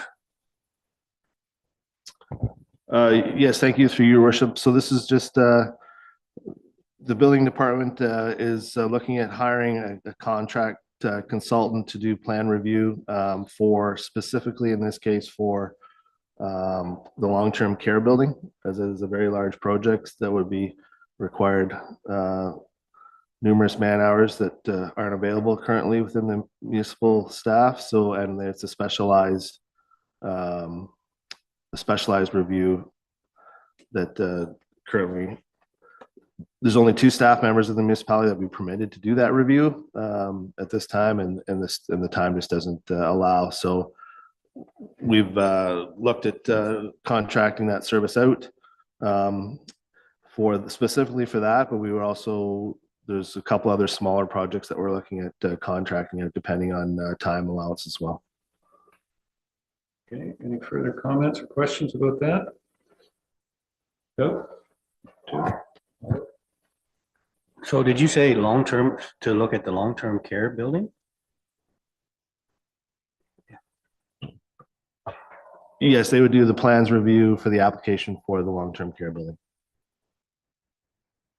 But is that not a county building? So why would we be reviewing it if it's all done through the county? Through your worship, it's still, they will require a building permit application. So they're applying for a building permit through the municipality. Okay.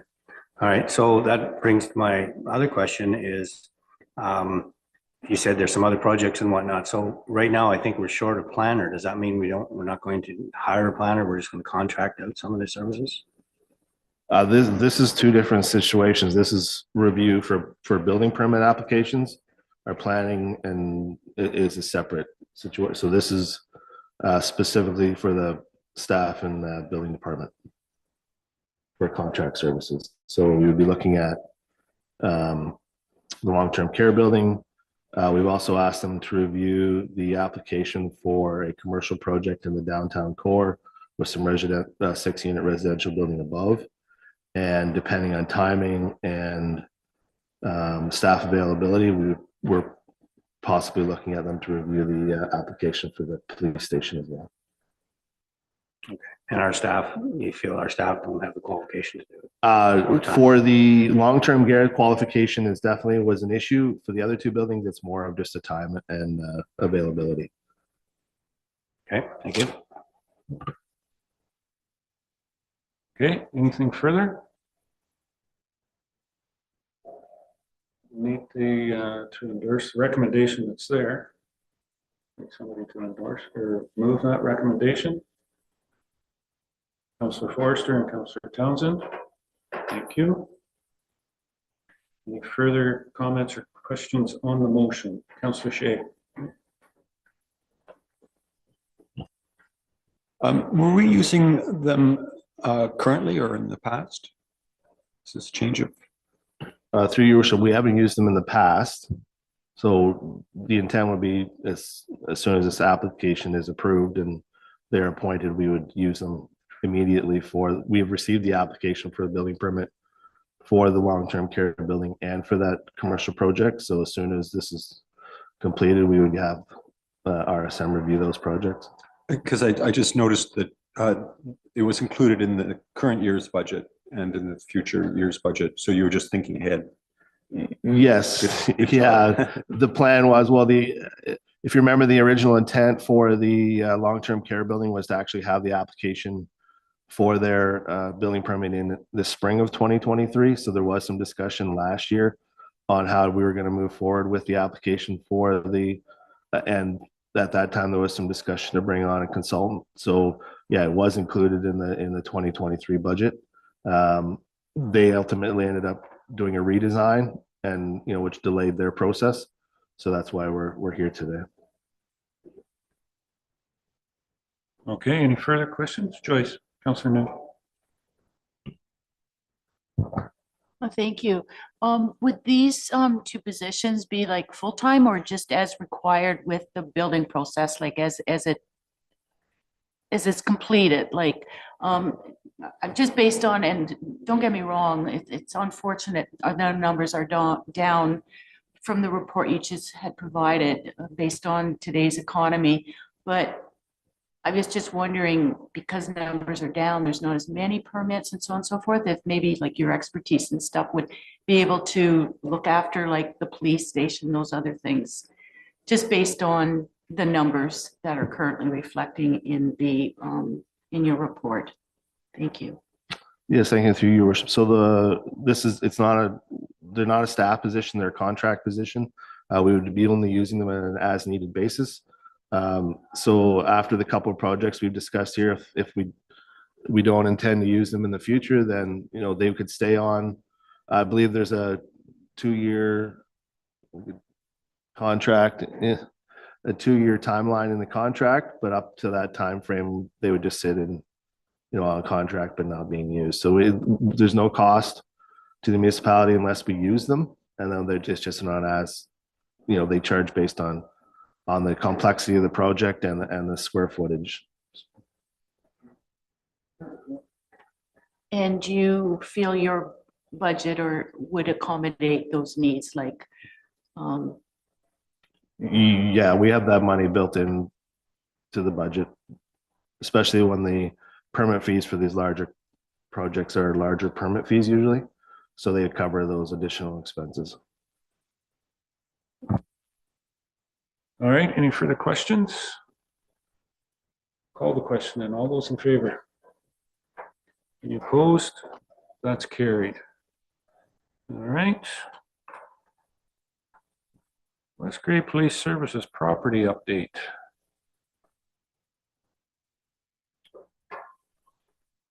Carl? Anything highlights here?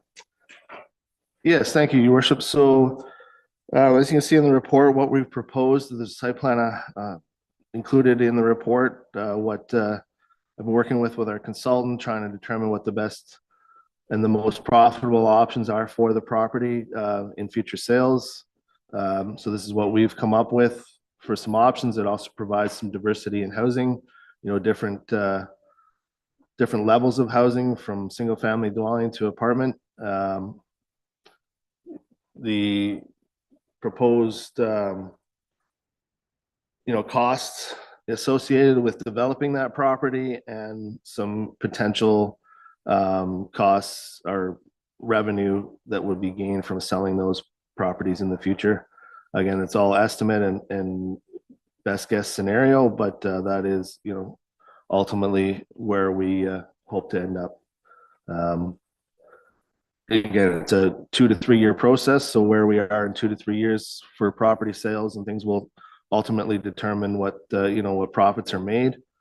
But the hope is that, there would be definitely some money available to put back in towards the police station and the overall construction. Okay, any questions for Carl on this? Councillor Townsend. Doug, Doug one. Thank you. Thank you, Your Worship. Thanks for the report. I know on a few different occasions, we've, or at least I have anyway, expressed concern that at some point we're going to need a fire station in Durham. And now that we have land that the municipality owns, I don't see any allocation for a fire station in this. Would it not make sense to allocate land at this time for the potential of building a fire station in that land pocket that we own is one thing. And the other question is the amount of residential around the emergency services, i.e. an apartment building overlooking the back of the police station. Is that somewhere we really want to go or not? Well, through your worship, as far as the location of the apartment building and things, I mean, I guess if there's some concern for security and privacy in the back, I don't know.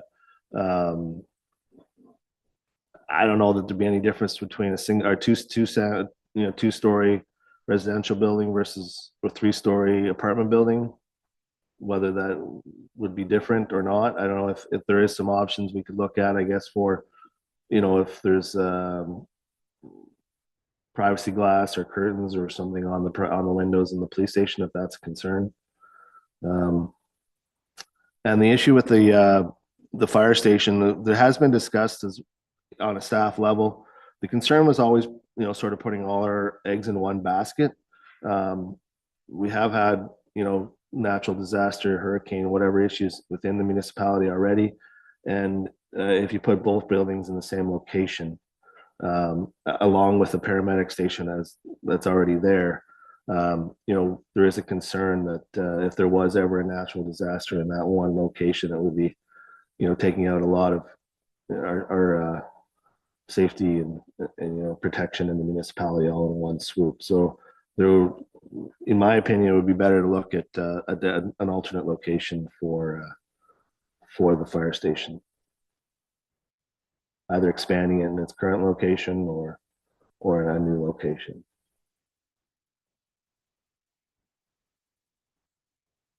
Okay. Up to Councillor Hutchison.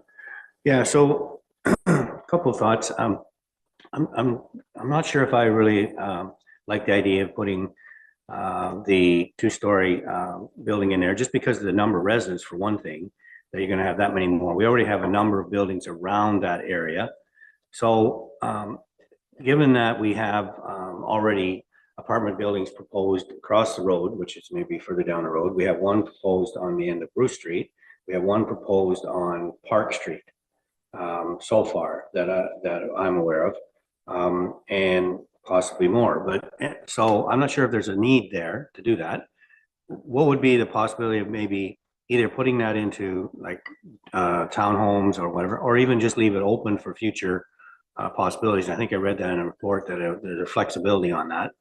My other concern with that is the cul-de-sac, and we're not real big on cul-de-sacs, and I'm not sure. I'd like to hear what our director of infrastructure has to say with that. But cul-de-sacs create a bit of an issue when it comes to snow. But if you look at the design, they talk about the ambulance bay wanting another entrance where the existing sign is, I believe, is the way I read it. So I'm not sure how you get into the parking lot behind the ambulance station unless you go all the way around the police station, or think that's the way it looks. But what would the possibility be that if we were going to put another entrance, that the entrance comes in off of between the police station and this proposed apartment building, you have a road that goes straight out there. So now you have, instead of that cul-de-sac, don't have a cul-de-sac, just have it go around and back out again. So you've got road, so now you have three exits. You have that one, you have the one coming in off Highway 6, and you have the one going into Chester Street. So it gives you one more entrance, which sounds like the ambulance wants to have another entrance.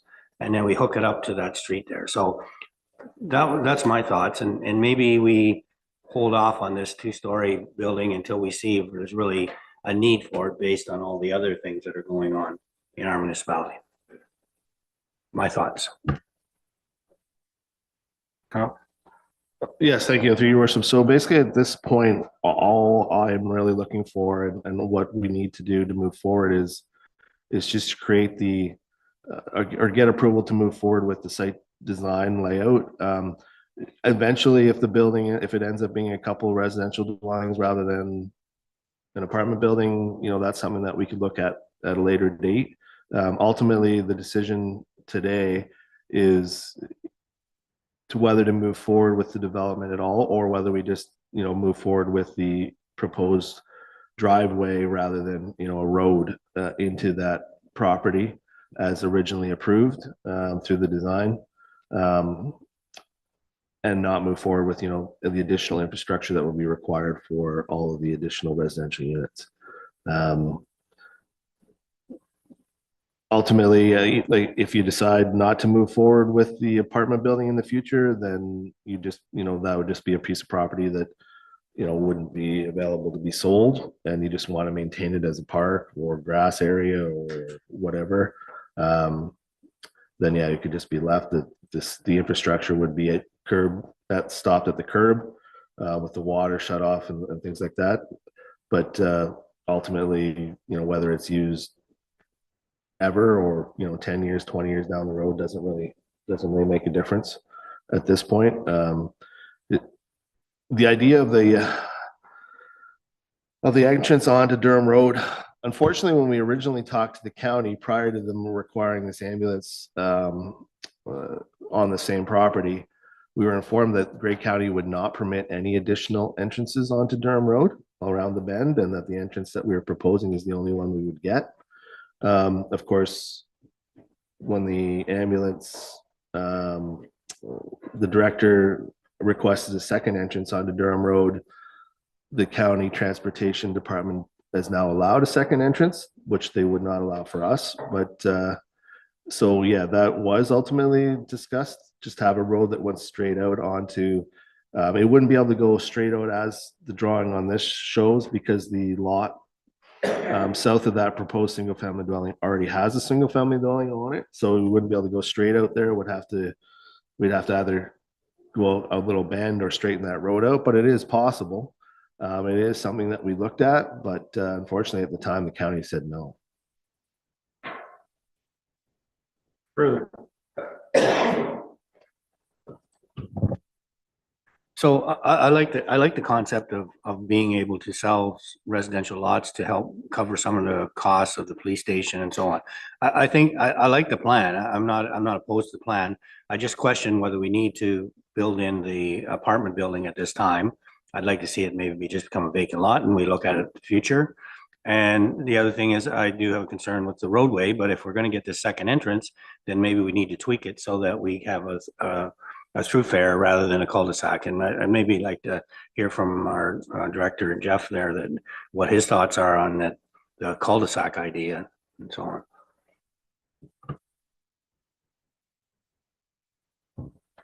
You're up, Jeff. Welcome this morning. Mr. Morning. Aiken. Through your worship, I have been working with the director on the layout. Ideally, we're not big fans of cul-de-sacs, but in this case, given the estimated low vehicle count, we thought we could make it work and it would not be the end of the world.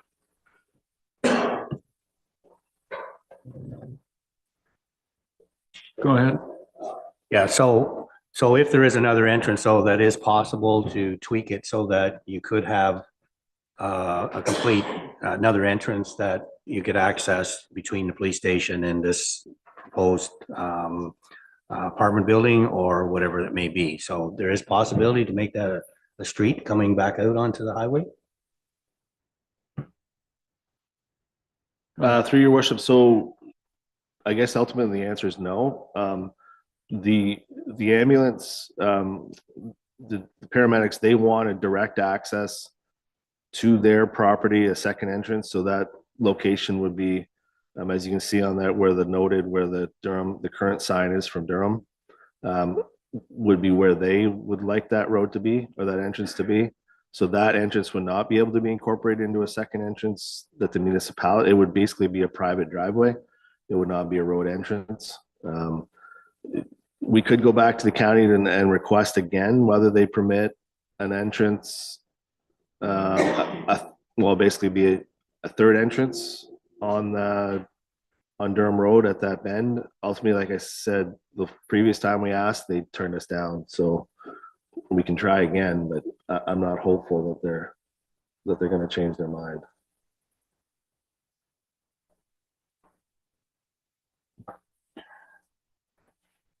If I'm saying this is more of a, concept, police station is probably the only thing, the police station and the ambulance bay are the only two things that are an absolute on this. Yeah. And Cobites kind of give their pie in the sky that this could happen, that could happen. What we're looking for here, I think what Carl has said, what he's looking for is we need to make the decision on getting at least some of the services in to get this project on going forward and to be able to put the out there. Whether, and I'll maybe direct the question to Jeff or give us a bit better on putting the service in when we're building the roads, it's probably a considerable amount cheaper to run the lines, maybe not as much on the shutoffs or the connections, but those can be added in afterwards, but even put the line in on the roads when we're doing it would be the reason for showing some of this instead of going ahead and putting it in just for the two facilities, the ambulance bay and the police station. Jeff? I would agree with that. I would expect the incremental cost to come back later would be substantially more than doing it while it's there. Okay. There was a comment, and we do have police chief here on best practices. How compatible, in your mind, if I could ask the chief to make a comment, our chief of police is with us. Thank you for being here, Mr. Martin. On the semis or the duplexes that are proposed that close to the station, are those compatible?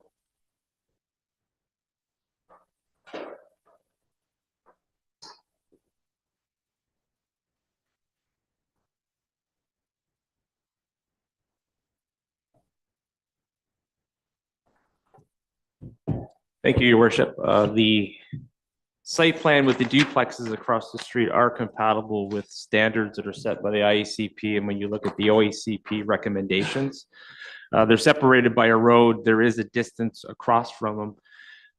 Seeing as where the police cars will be parked, and we do have a health and safety standard in place that they must check all of their safety equipment every day, which is done at 5:30 in the morning, at 5:30 at night. They should be far enough away and offset in such a way that those duplexes won't be affected by those lights and sirens noises. However, the 4-story complex, you can plant as many trees as you want. Our sirens are loud, our lights are bright, and the people living on that side of the building will be subject to lights and sirens at 5:30 in the morning, at 5:30 at night. I don't think the 5:30 at night would be a big issue, but 5:30 in the morning, we already received complaints from people that live almost a kilometer away from our station now. It could be a problem, but the duplexes across the other side are not going to be a challenge for us when we looked at it, when we received these plans from the director.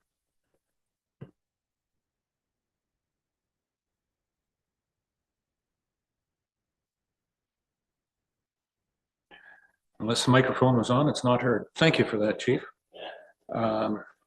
Any other questions on this?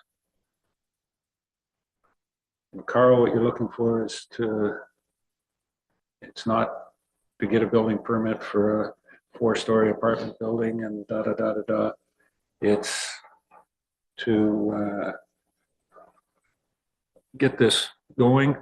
That's what it would somewhat look like, and be able to have move this out so we can send out the tender request for proposals or tender documents by tomorrow or Friday. Is that a joke? No, I know you've been working on them. You must have them ready to go. Yeah, well, the tender documents and the engineering and things for the road structure would likely not be completed and tendered out until the spring, summer. But the construction of the police station documents could be sent out very quickly. They do just have to be modified slightly to remove the previous driveway that was proposed, as now it's going to be a road. So we'd be removing it from that tender and then creating a new tender, and it would be put out as a separate tender in the future. Yeah. So that ultimately there could be 3 different contractors at 3 different tenders working on this property at the same time next year. Hopefully but it can all be separated, and I've talked to the paramedic committee and as well as our architects and engineers for the police station, and they don't have any concerns with the proposal. Good. Okay. Further, Tom? Well, I've been prepared to move the recommendation that's in the report.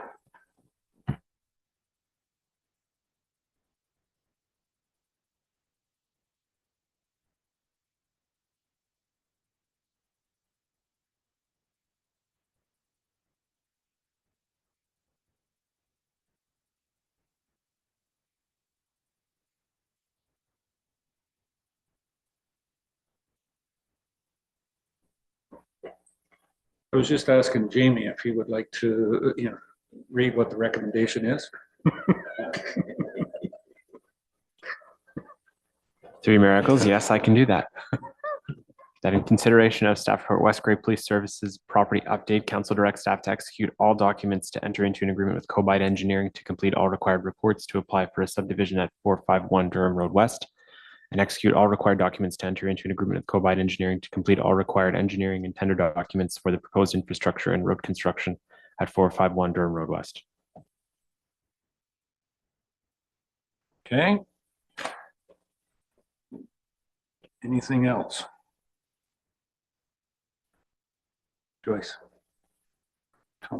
Thank you. The resolution doesn't really cover, because the way I'm reading it, West Grey Police Services property update doesn't really mention anything about the actual construction, starting the tendering process for the police station.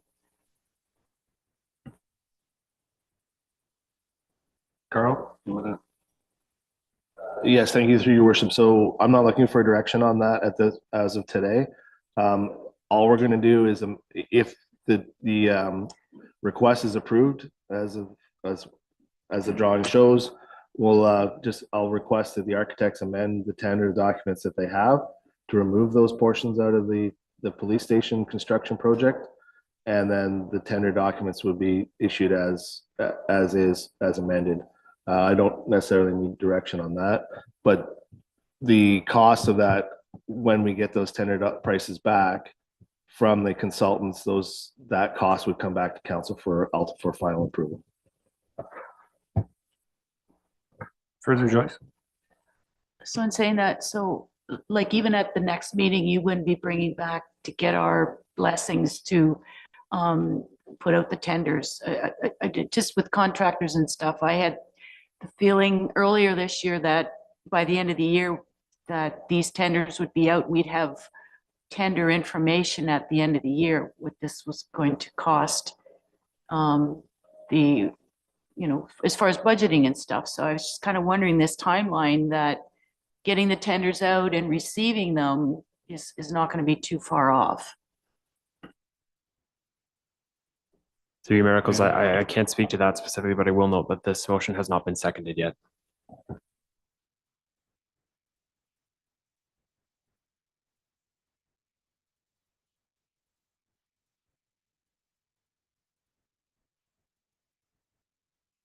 Councillor Shea seconds the motion. My apologies. Question going forward, and Carl, do you want to?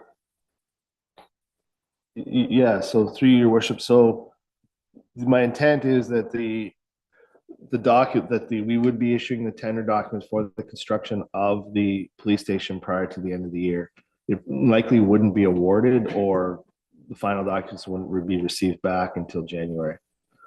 So then we would bring a report in January once those documents are received, and we were ultimately ready to award the tender to a contractor. That way we have an exact price, and you're not approving an estimate, you're approving an exact number. Yeah.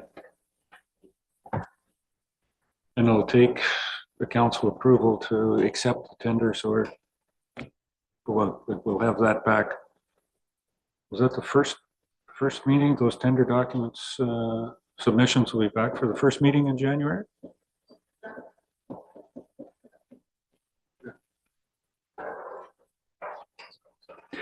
We heard January, so that'll be good. Nope, we're fine. All right. So the motion moved and seconded, that's on. The recommendation is there to get Kobite to do the engineering for the infrastructure work on that property. Okay. Any further questions or comments? Call the question. All those in favor? Any opposed? That's fine. Okay, that's carried. Good. That's it, Carl. Thank you. Been a long process. We're starting to see some action here. That's great. Thank you. Manager of Public Works, Jeff, you're here. Thank you, Chief, for attending. Salt management plan.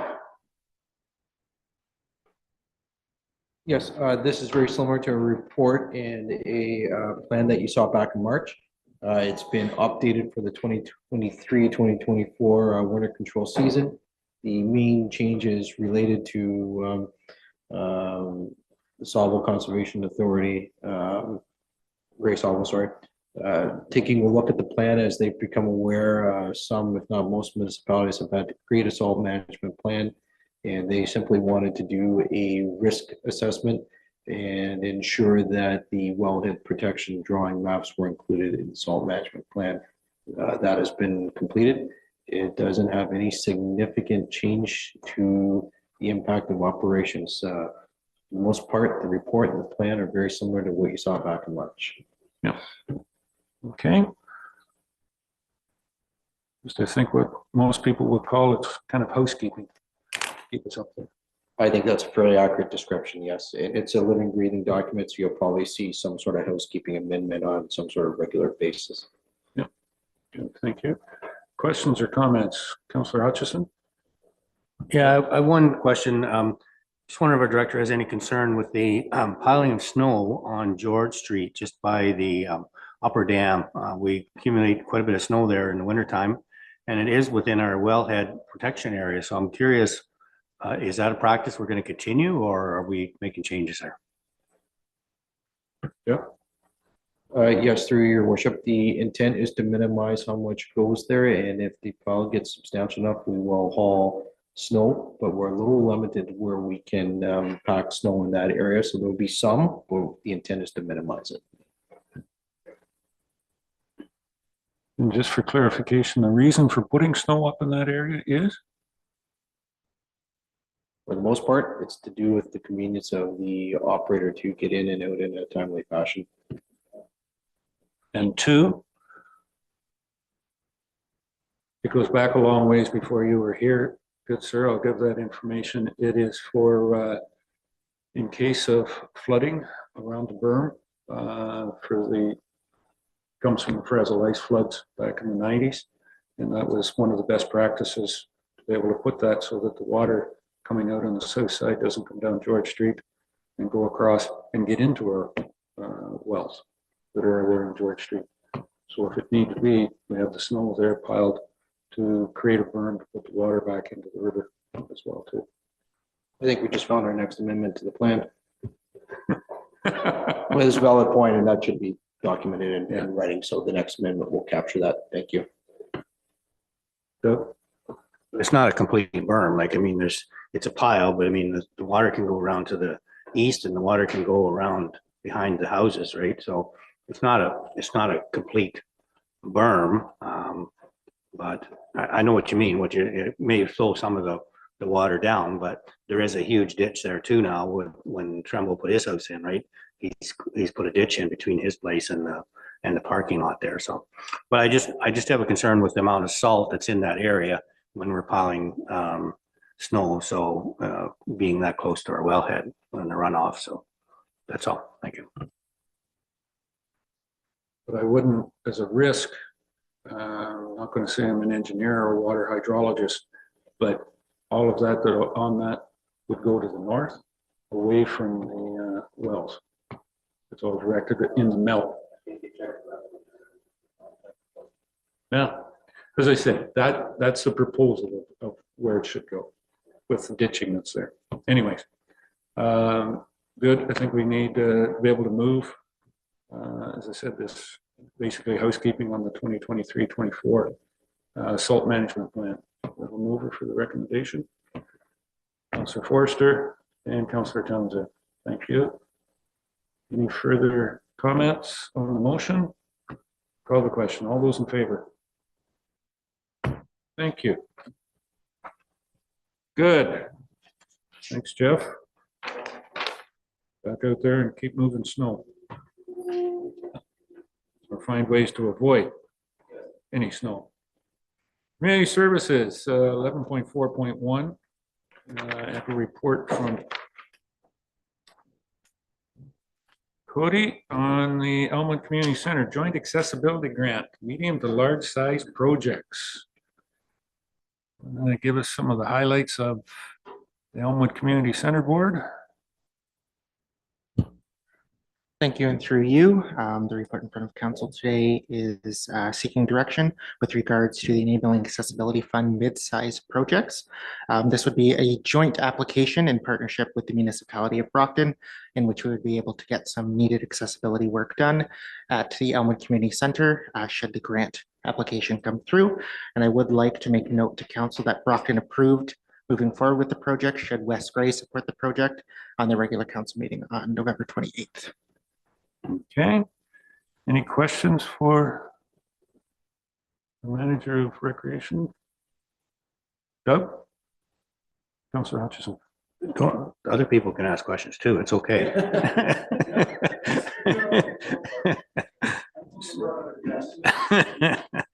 So my question is, are we looking at an $87,500 hit to our budget this year then? Through you, and thank you for the question, Councillor. Yes, should the project be approved, the municipality would be required to fund the $87,500 in the 2024 budget year. Right now, that's not in our budget? I would defer to Director Mighton, but yes, that is correct. The only funds that may be included in the budget is the Elmwood Community Center Board currently has a $5,000 ask as part of their capital request of council to fund some accessibility projects. So I believe that $5,000 could be allocated to it, but again, that $5,000 would just be a drop in the bucket when we're looking at 87.5.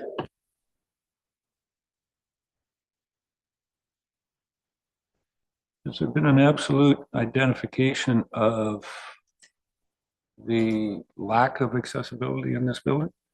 Or how much accessibility is already in this building? The Elmwood Community Center facility faces some accessibility challenges, in particular with the lower hall, with the way the retaining walls and door structures are to the entrance to that, I'll say the secondary hall in the basement. It's very difficult for somebody using a mobility device to access that hall. And currently there is no way on the interior of the hall for somebody with accessibility challenges to get from the upper hall to the lower hall. You would have to leave the building and use essentially the parking lot to move yourself to the lower hall. Oh. How do people get into the hall? The upper or the lower hall? Either one. How do they get to the hall? Well, you said you've got to use the parking lot. It seems like that's a problem, but to get into the hall, you've got to use the parking lot to start with. Yep. Oh, okay. Yeah. I remember the ramps that were put into the hall and everything years ago to do the accessibility, meet the requirements of the accessibility. They haven't changed. Has the accessibility parts changed? The board has sought the advice of, I believe, the Grey County Joint Accessibility Committee on multiple occasions. And from my knowledge, I do not believe the current ramping in the facility, or at least the lower hall, to my knowledge, is adequate anymore. Isn't adequate anymore.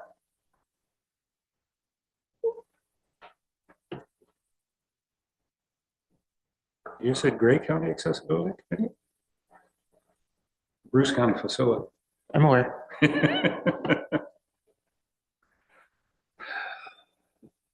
Councillor Noon, Joyce? Thank you. Just for budget purposes, it specifies in your report, applications are due December 13th, 2023. Project start date be no earlier than September 14th, 2024, and completion by March 31st, 2026. So if the funding is successful, it doesn't necessarily reflect that we'd have to put it into 2024's budget, pending, you know, maybe they'll only start it in 2025, being the completion is by 2026. If we just have some clarification that maybe we can move the project off for a year or so. Through you, and thank you for the question. Yes, that is correct. Hypothetically, council could defer payment of the project until 2025.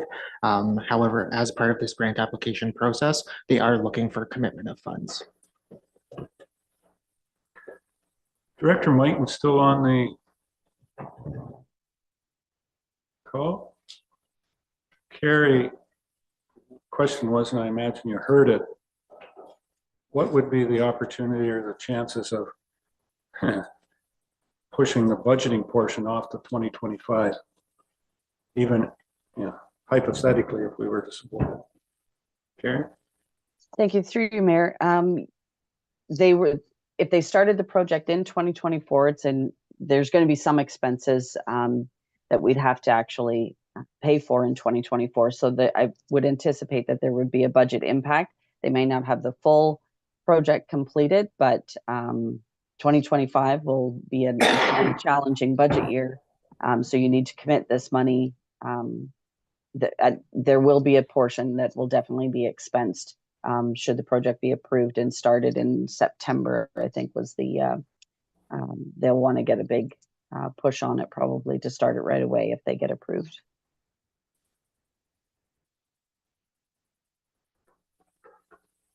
Thank you, Carrie. Further question, if we could, next question would be, the minimum of this project is 500,000. An elevator seems to be the portion that's put into this building. I'm not sure how or where, or, you know, what the thought process is of where this elevator may go, knowing that hall quite well. 200,000, 300,000 put an elevator in. What other, to meet the minimum threshold, are the requirements for this? So through you, Brockton is the primary applicant with this grant application. So currently the application would include a passenger elevator, as well as changes to the retaining wall and main entrance for the basement hall, and then increases to the ramping system and accessible bathrooms throughout the facility. The installation of a passenger elevator would be in the ballpark of $250,000 to $300,000 approximately. So the $200,000 would make up the ramping, bathrooms and such. So doing a few more aesthetic improvements so we can spend up to that 500,000. But that's not saying that it would exactly be 500,000. The expenses could be, once they're tendered out and whatnot, be well above that. And we're still in for 17.5%. So the 87,500 would be our minimum commitment. That's correct. However, in speaking with Brockton staff, they are not anticipating the grant project to exceed $500,000.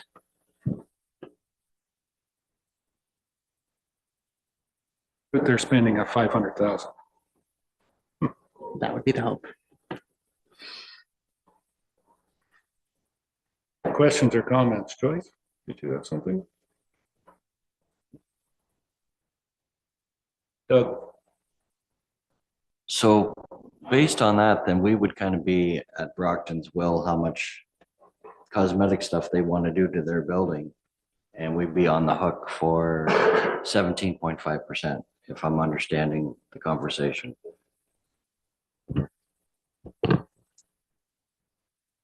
Through you, there would be consultation with West Gray staff, and we would be involved in this grant project through and through.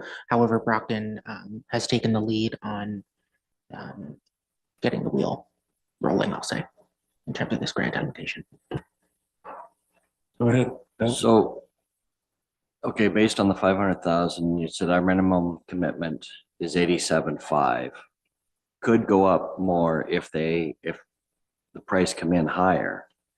Could we cap our commitment at 87.5 and say that's what we're allotting? If Brockton wants, if the price is coming too high, or Brockton wants to do more over and above on the grant, our budget impact commitment would be 87.5 and we'd cap it at that. Is that a possibility?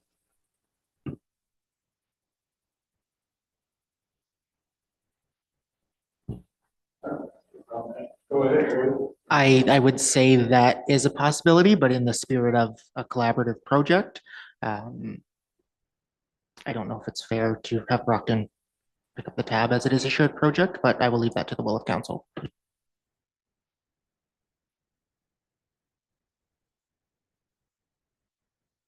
Councillor Hutchison. Yeah, so I'm curious that the grant funding starts at 500,000. So if they weren't to put an elevator in, they probably wouldn't need 500,000 to do this job, right? So I don't know if they looked at making it accessible without including the elevator. I know you said it allows you to go between floors, but I mean, if the event's upstairs and you have accessible washrooms upstairs, then you go in to the upstairs. If the event's downstairs and you have accessible washrooms, you go into the downstairs. I know this situation is similar to what Stoddard Hall's going through in Priceville. They're looking at making it accessible, but they're not looking at an elevator just because of the cost, because once you put an elevator in, then you have to service it, you have to get it tested. There's a lot of other costs that go along with it. And I really don't know whether is this hall busy enough to warrant an elevator like that? That's my question.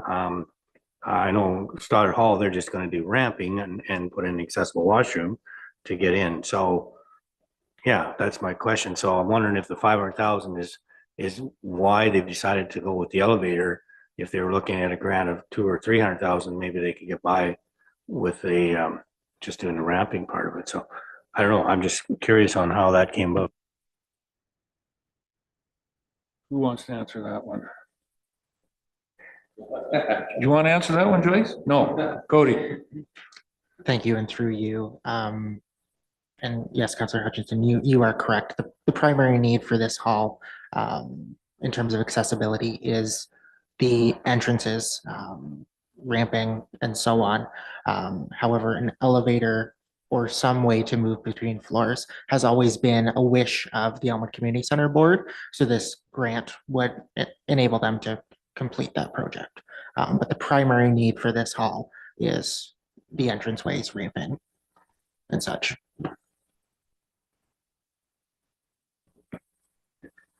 Joyce, Councillor.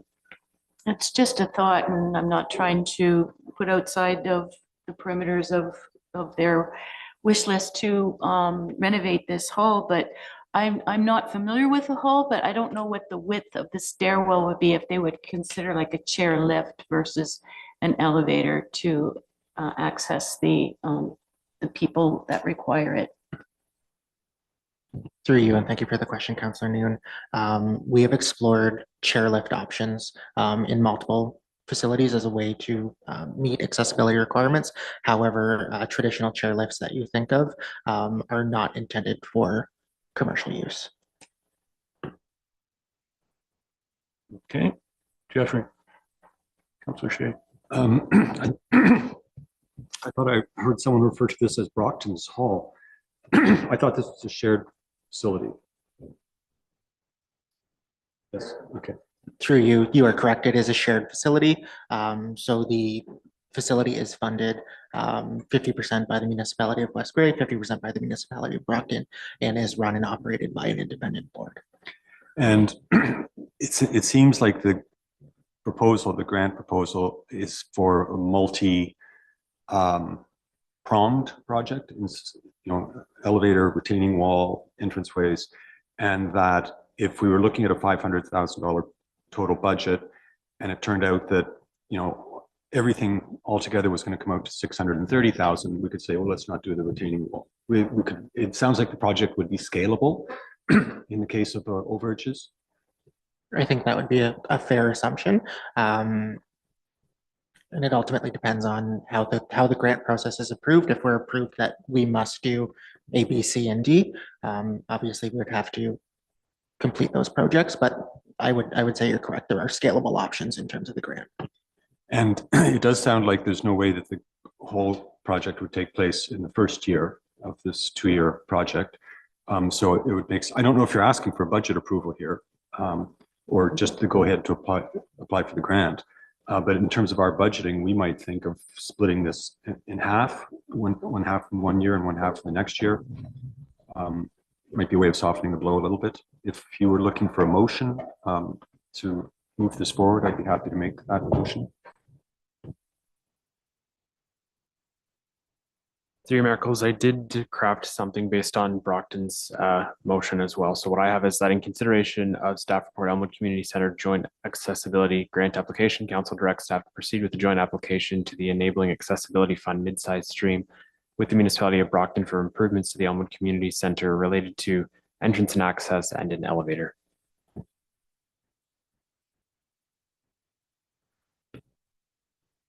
You want to move that, Councillor Shea? Take that. Seconder? Councillor Forrester? One thing I want to ask, your proposal is kind of on that. Can we split the budgetary aspect of it? Just want to make it clear from Director Mighton. Is that possible, or does it all have to show up in one budget? Gary? If the project is going to carry over between 2 years, you can certainly budget for the 2 years, but you are committing to this, so you're locking yourself in for the 2025 or more. Should the project go over, you may not be able to just delete something that was approved. If the elevator is the part that's approved, you have to continue with that, or you're going to turn down the grant and the repercussions of that going forward. But we can split it into two. If they need more, you'll have to have a deficit in the first year or vice versa in the second year. It depends on how the project moves forward, how quickly. But you are committing tax dollars towards the project as it would be approved, and you're committing to all the different areas that get approved in the project, and that being an elevator, you can't cut the elevator out to save money if that's the section that's been approved. Thank you, Carrie. Joyce, Councillor Noon. I was just wondering if the the board was considering doing any fundraising to help offset the costs, should it come in excess of the 500, like if those opportunities were there. I cannot speak on behalf of the board. However, fundraising has not been a discussion I'm aware of. Okay.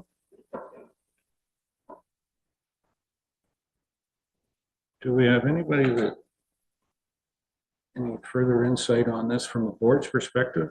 Who might our board member be? Mr. Forster? Scott? Don't put you on those. Fundraising has been brought up at our meetings, but this project was just brought to us at our last meeting. So we haven't really had a whole lot of time to discuss it.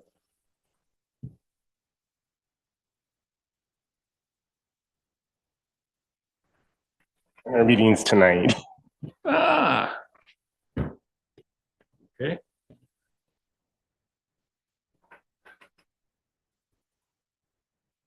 We got a lot of budgetary restrictions on this. I'd like to say, I don't, there's some hard services that in that area that need to be addressed as well too, and across the municipality. Tough. Oh. Councillor Hutchison, Doug? Yeah, just wondering, Cody, do we have a handle on how many rentals this building has over the course of the year? Offhand, no. I would say the facility is well used, but I don't have concrete numbers of what the rentals look like as it's independently operated, separate from us.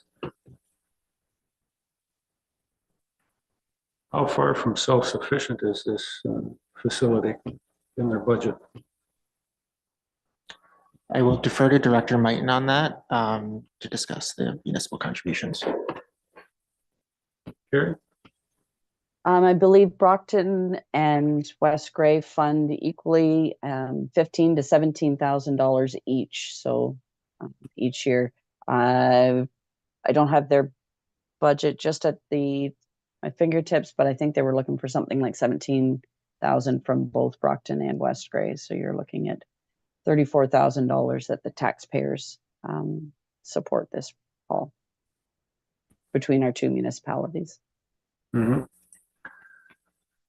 Plus X number of dollars for capital each year as well too. Yes, correct. That was just the operating I was referring to. Yep.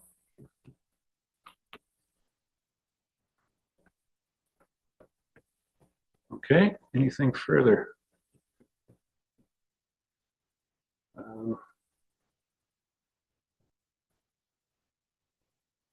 Should this be like the municipal airport? Brockton wants to sell it. Why don't we tell them that good, then they can buy this fully. We can have it that way. Councillor Hutchison. I'm just wondering, our board member, do you have any idea of looking at budget, what kind of income comes in from the hall in terms of rental? You wouldn't have the figures on you, Scott? You'd probably be best to defer to Carrie for that too. Could it be in our audited statements from last year, Carrie? Yeah, just give me a second. I can try to pull that up.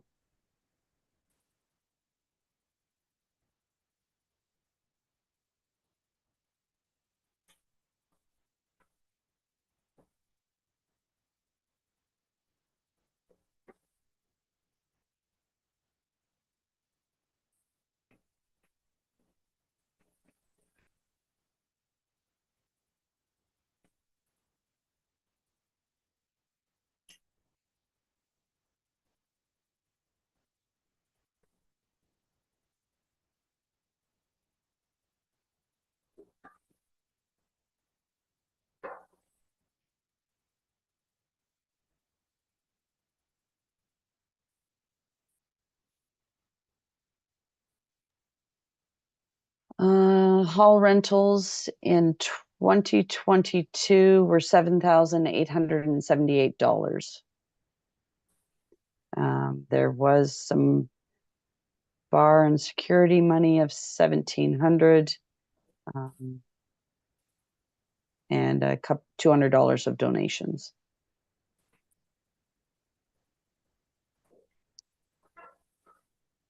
That was kind of in a COVID year as well too, so it might not be.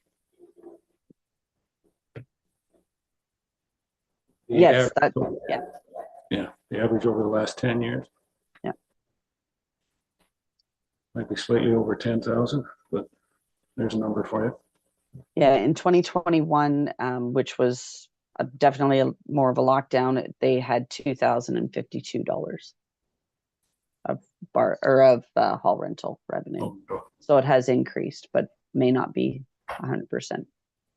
Go ahead, Doug. Yeah, so this hall is no different than the number of other halls that we have in our municipality. Like, we have to look at, how much are they being used, or, do they warrant the expenses, and so on. I like to see the hall continue and we make it accessible, but I'm not sure if the elevator, it warrants the cost of an elevator. You figure going forward, that elevator is going to cost for servicing and maintenance and whatnot. It's probably going to cost, and that's going to come back to us too, right? Because now there's extra costs. So when you're looking at maybe $10,000 coming in and how much money we have to put out, does it warrant an elevator? Yes, keep it going if we've got it open and keep it accessible if we can get there without the elevator. But the elevator, I think, is a stretch. And the same with our halls, how much money do we put into them to keep them going? And somewhere down the line, do we have to close some of our, especially our smaller halls, and that. So I just have a real concern with the whole elevator thing. It's a lot of money and a lot of maintenance going forward for a hall that gets used irregularly, that type of thing. So I don't know, I have a concern. I'm not going to vote for I'm not sure where we go in terms of the grant, but if they don't do the elevator, this grant may not apply. Right. Okay. Any further comments, questions? Joyce? Thank you.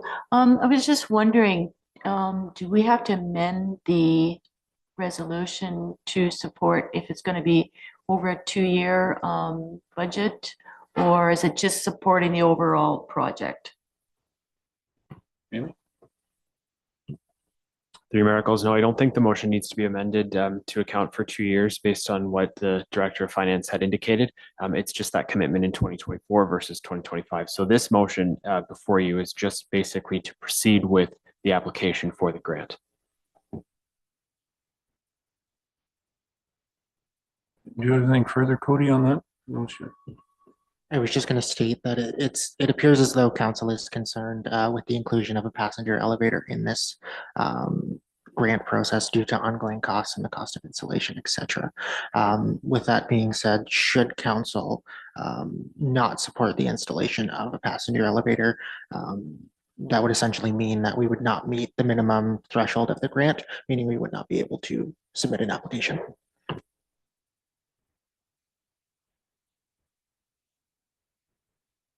Okay, so we do have a motion on the floor to support the application.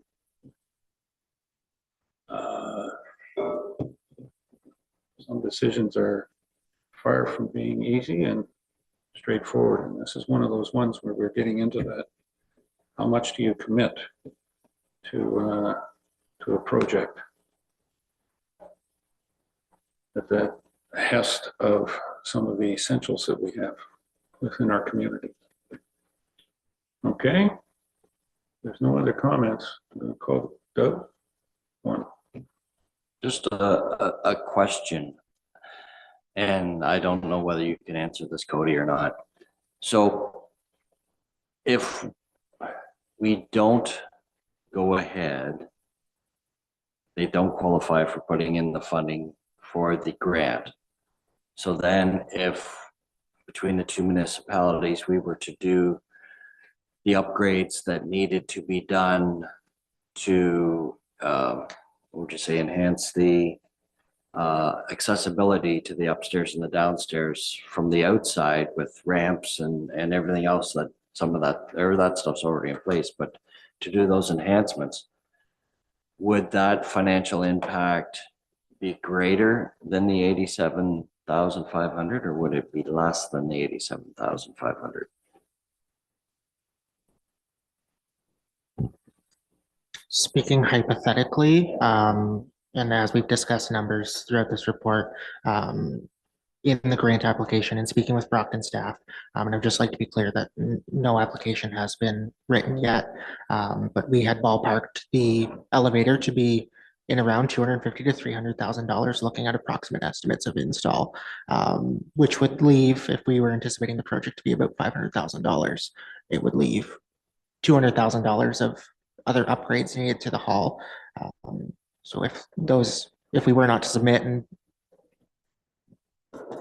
you'd be in the ballpark of probably $100,000 share each. Scott? Are the washrooms upstairs currently accessible? Because I know the ones downstairs aren't, or they don't seem to be.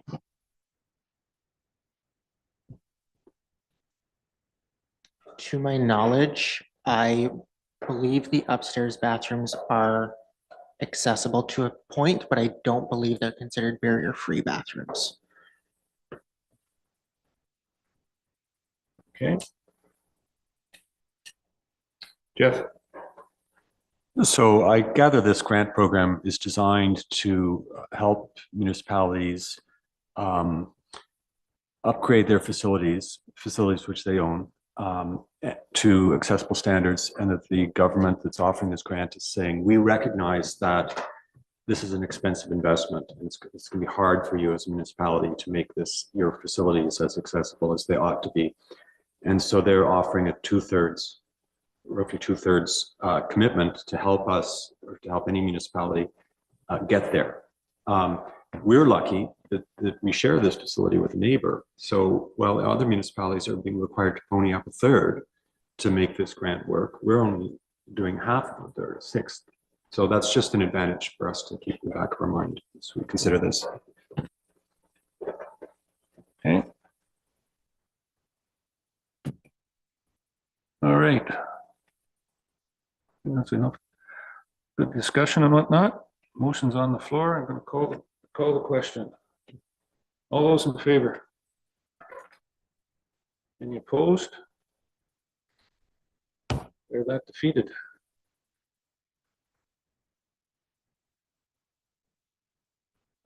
It's time to think about that. I'm going to ask if we take a short break. We'll be back at 12:02.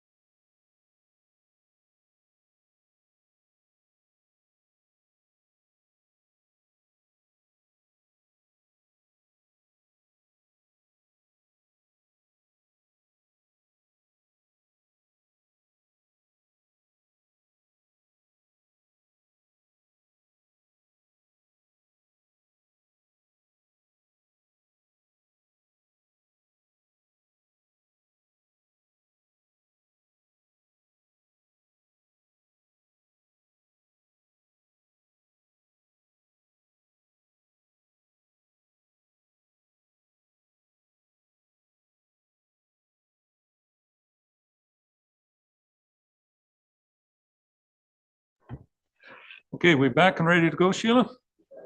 Thank you very much. Okay. Cody. 4.2, trail survey. Recreational trail survey. Just an update on that one.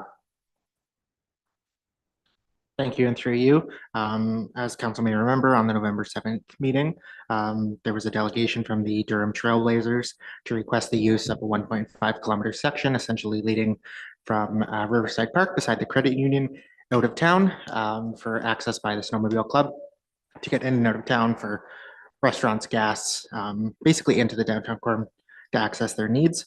Following that council meeting, we launched a public engagement strategy in which we asked current trail users how they're using the trail, if they would be supportive of motorized use in general on the trail. And now we're reporting back to council. In the report, it does outline that we had 169 responses to the survey. However, since survey closed, we have had a few more responses come in, which would relate to 92 individuals being in support of motorized use on the trail, 80 opposed to use of motorized use on the trail, meaning about 172 responses to the survey. That survey that we ran we had great public engagement, probably one of the largest pieces of engagement we've seen in quite a while. And with that, the primary use of the trail was individuals using it for walking or hiking, and individuals looking to use it for motorized use. With that, we are requesting direction from council to proceed with one of the three options as outlined in the report, looking at a 1 season or 1 year pilot ending in 2024, which would put it in alignment with our current MOU that we have with the Durham Trailblazers. So they would all expire at the same time, and then we would use the year to reinvestigate how we would use the trails moving forward. And then if positive on all ends, we would strike up another MOU with the club for a number of years following. Okay, very good. Any questions of Cody before we? Yeah. Put your hand up. Put your hand up. Now, give it. Yeah. Well, your questions will probably instigate a few more comments. So go ahead. First of all, you should. First question, Cody. From the survey, can you tell us how many of those responses would be ATV related responses? Saying I use it on my ATV on the trail? Did you break that down or no? No. No? Okay. I can give you motorized use, but not individual to ATV or snowmobile. Okay. So what about motorized use? Because that takes in snowmobiles too, right? So yeah. So in terms of responses, we had 69 individuals who currently use some trail system within West Bray in terms of motorized use. I would say, looking at the survey responses, the vast majority of it was probably snowmobile related, just given the recent delegations to council. Okay. So that's one of my concerns here. But anyways, so going forward, first of all, I'm surprised we had such a big response considering that we don't have any trails. But now that we supposedly have trails, I found some of the things in your report a little bit confusing. So you've mentioned about in the paragraph, which is the current designation of the Durham Trail. I'm not sure what the designation is because we officially don't have trails. So I'm not sure how we designated. We have a designation of the Durham Trail. So it's coming, but I don't think we have anything really documents that we have official trails. Do we not?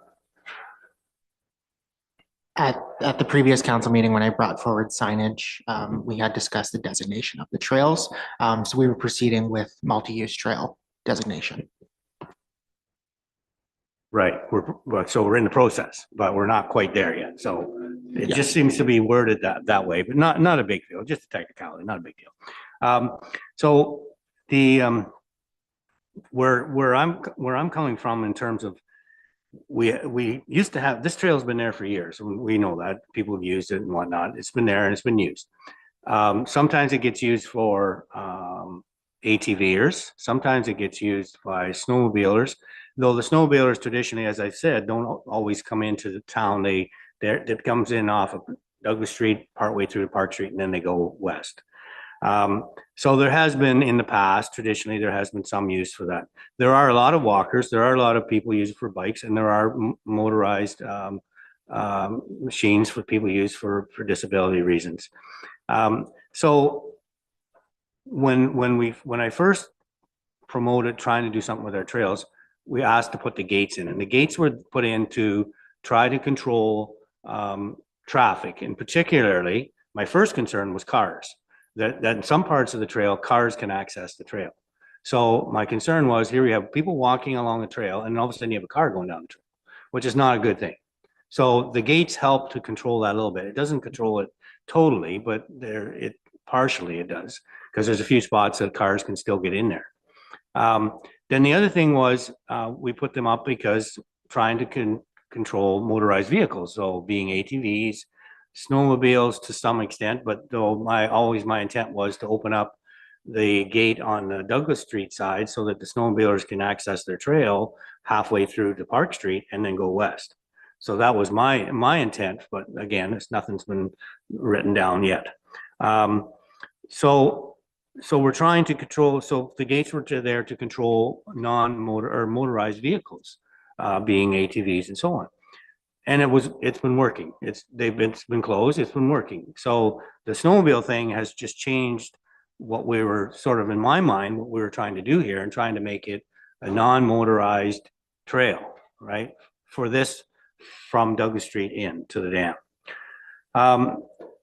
So when we look at that, we open it up to, we're talking about opening up to the snowmobilers. And I don't have a problem with that for a number of reasons. One being, the snowmobile season is very short. Secondly, our trail is, as we've said in the signage that we're going to put out there, that it was not maintained in the wintertime. So right away, we're saying to people, it's not maintained in the wintertime. So if you walk on it, it's not maintained. Now we have snowmobilers that are going to use it. And I've had some people say to me, I don't have a problem with snowmobilers, because when I walk on the trail, it's a lot easier to walk on a snowmobile trail than it is to try to drudge through the loose snow. So there's that side of it too.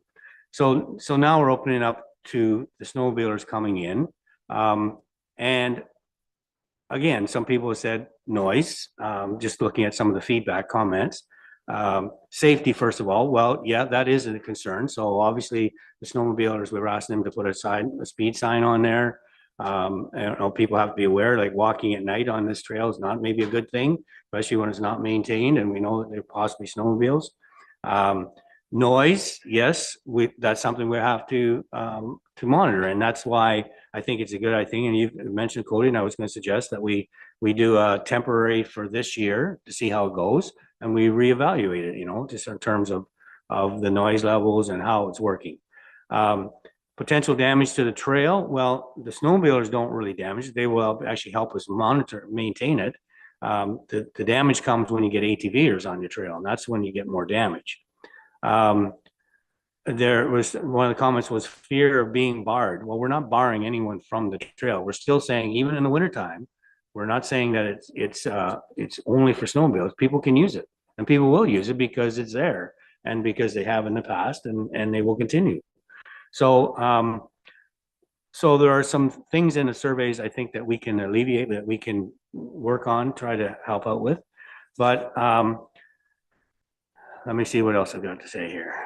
There was some other comments. So my thoughts are, I would like to see us go with option one, which is to open it up for this year. Obviously, we have to do some work to get it ready for the snowmobiles to use. The groomer would only come as far as the lower dam, and then it turns around. So it wouldn't actually come right into the parking lot, because as Chris said, or maybe I asked him privately, I don't know. He said that they couldn't access that little berm to get around into the parking lot. So it only turns around just below the lower dam. The other thing that I would like to see us do is that it's not going to be totally multi-use as far as I would like to see. I would like to see us restrict ATVs. And the reason I'm saying that is because, first of all, it's not part of the ATV trail. The ATV trail comes into the industrial park, and then they go down the road, and then they go on Park Street into the landfill, and then they go around it. It's not part of the ATV trail. And it, they're not the same as a snowmobile. The snowmobile, you really can't go on the streets. The ATVers can go on the streets, and they do go on the streets. They go all over the streets. Maybe we need to look at doing something in terms of regulations and whatnot, so that they too have access to the downtown core through a different avenue. But because the ATVs are a different animal than the snowmobiles, put it that way. And I'd like to see us make some restrictions, especially when we have the gates to control that. And I think that's basically it. So the signage will have to be multi-use for the winter, but maybe not otherwise. So I'll leave it there. That's a lot, but I just wanted to express my concerns. Thank you. Thanks, Doug. And did I hear you say move the recommendation for option one? Yes. Okay, Yes, I would move option one. thank you. Do we have a seconder for that? I'm going to take Councillor New. Yep. Gets confusing when you got too many Dougs on the motion. So we'll go with Joyce. Anything from that, Cody, for your comment? If I can just provide clarification on a few points that Councillor Hutchinson made. Currently, right now, we are just discussing motorized use in terms of snowmobile. Going forward with this pilot would not open the trail to ATV use currently, unless council wanted to go down that direction, but just from the general conversation, it doesn't seem as though you would like to. Also, just another point of clarification, when we talk about motorized use, we are just referring to motorized vehicles, meaning ATVs, snowmobiles, that sort of thing. For an individual using an accessibility device such as a electrified wheelchair, that would fall under walking, hiking. That is not considered motorized use. Okay. All right, we got the motion moved. Questions on that? Go ahead, Councillor Shay. So it was interesting, Doug, that you brought up the barriers, because getting these trails made official and properly resourced has been an ongoing struggle for years that you've been working on, I know. And one of the things that we did, you said that you had a vision of what the barriers should be done when they go up. There was a trails committee. The trails committee recommended to council that we install barriers. Barriers were installed. I'm not sure if the people who installed the barriers had the same vision that you had, that it was to permit this but not that sort of activity. And then we talked about creating a trails master plan. And now we're talking about converting this pedestrian trail into a multi-use trail and allowing motorized vehicles on there. And it seems to me that we're doing everything in the wrong order. I think we should have done the master plan first and then installed the barriers and then, and decided whether it's going to be a multi-use trail or whether it's going to be a single-use pedestrian trail. I think somebody wrote in describing it as an active transportation resource within the municipality. So I feel like we're going about this all wrong. And I would rather not go ahead and do this at this point. I think we should sort of think it through. I don't think there's any real urgency. The restaurant's not going to be open until the end of the trail season anyway, so I don't think that's going to make a big impact on their business. So that's why I would rather we go with option 3. We could reassess it after we've developed our trail master plan and consider opening it up again. Don't want to say no forever, but I do think that we need to have a broader conversation. I have talked to a couple of people along there, and there is one property owner who owns a long section of that trail who said he's never been approached about pedestrian use or snowmobile use on his property. So it's basically from South Street. That's where that blue sign is, I think. And about it backs along 10 properties there. Basically from South Street, more or less to Park Street, I think. Well, no, because there's the townhouses. So in any case, I have the person's contact, their address and their name. I could share that with Cody outside of the context of the meeting But I do think it's another point. We don't have a master plan. We haven't made arrangements with the property owners, current property owners. We haven't entered into agreements. I think we're going about this all wrong. We're sort of putting the cart before the horse. So that's why I don't really want to support this at this point. Thank you. Okay, thanks, Jeff. Cody? If I may, thank you. Thank you for your comments, Councillor Shea. And I would appreciate if you could share the contact information for that property owner. My current understanding of the trail is that it essentially exists along conservation lands as well as municipally owned lands. So I believe that I think I know of the property owner that you're speaking of, and their property abuts the trail. However, it would be with a municipal right of way, essentially of the waterway. But secondary, the reason we had proposed moving forward with the pilots, in addition to having it aligned with the current MOUs with the club, was that we would be able to use the term following the end of the pilot to complete the recreation trails master plan as well. Thank you. Okay, anything further? So we have the recommendation to go with option one. It's been moved and seconded. Nothing else. I'm going to call the question. All those.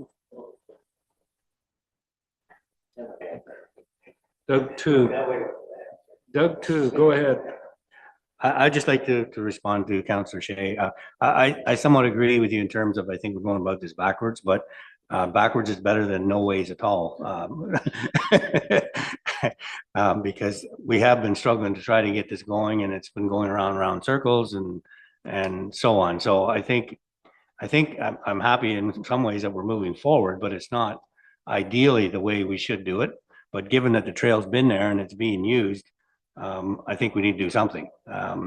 And yes, I agree, official plan, getting that in place as soon as possible is great. Signage is another thing, has to be done.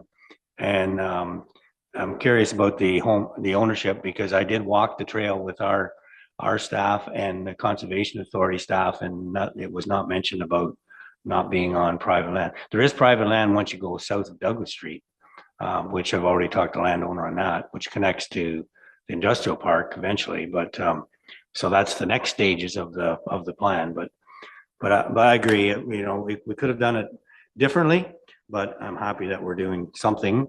And I think a trial basis in this case, and yeah, whether the restaurant's open or not is debatable, but at least where we can try the snowmobile thing and see how it goes. Maybe we won't get much use. I don't know. Okay, Joyce. I support it, option only, because it is a pilot project. And unfortunately, Mother Nature has been in much favor of the snowmobilers in the past number of years. So as far as foot patrol is probably going to always have that precedence of being able to use it without snowmobiles because of our current winter conditions. Thank you. Okay. Final comment. I'm going to call the question. All those in favor? Opposed? Carried. Okay. Next one, 4.4, 11, 4.4, live streaming. Live barn, live streaming in the arenas.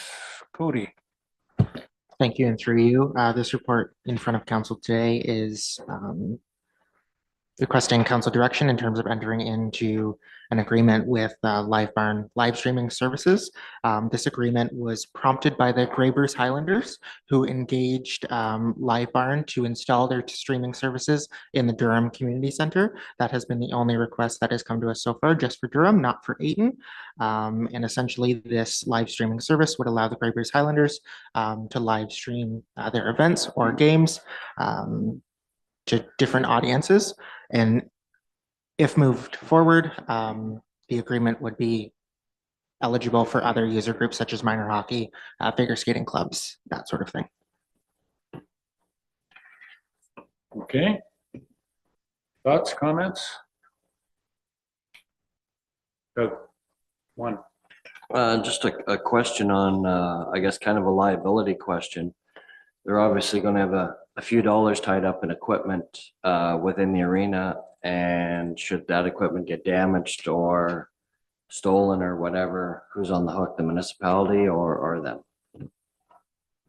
Thank you. And through you, any equipment that is damaged, vandalized, stolen, etc., falls on to Live Bar, and the municipality has no connection to the equipment. Okay. So two. Yeah, I like the idea. I think it's a great idea. I think it opens up other options for live streaming, whether it be TCAT games or fall fairs or whatever, music nights. I'm just curious about how many rentals the Grey Bruce Highlanders have, because in the past, they always tried to get into our arenas. We always seem to have trouble getting them in here. So do we have a commitment of how much use they're using our arenas? We don't have a concrete commitment in terms of their ice time. However, I can share that their ice time has increased year over year.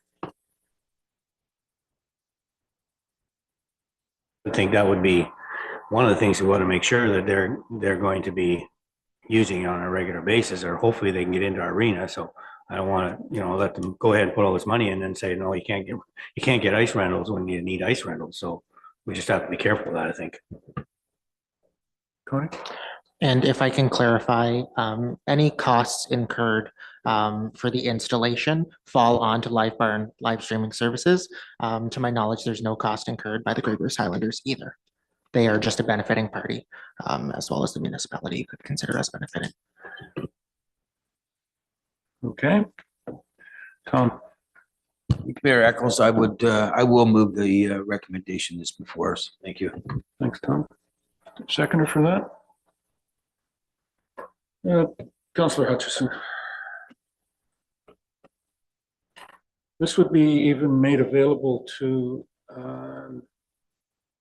rec hockey teams, 3 o'clock in the afternoon. That I don't know. Through you, could go and join a different job. You're way out of your line here.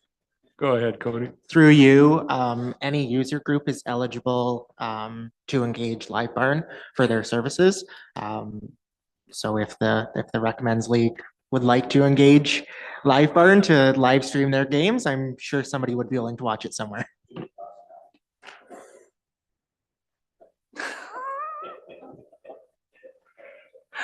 I think that live streaming would be in slow motion if it was with these guys. Okay. Enough of the frivolity. Any other questions on this? I think it's a good idea, and it may generate a small amount of revenue for our facilities as well too.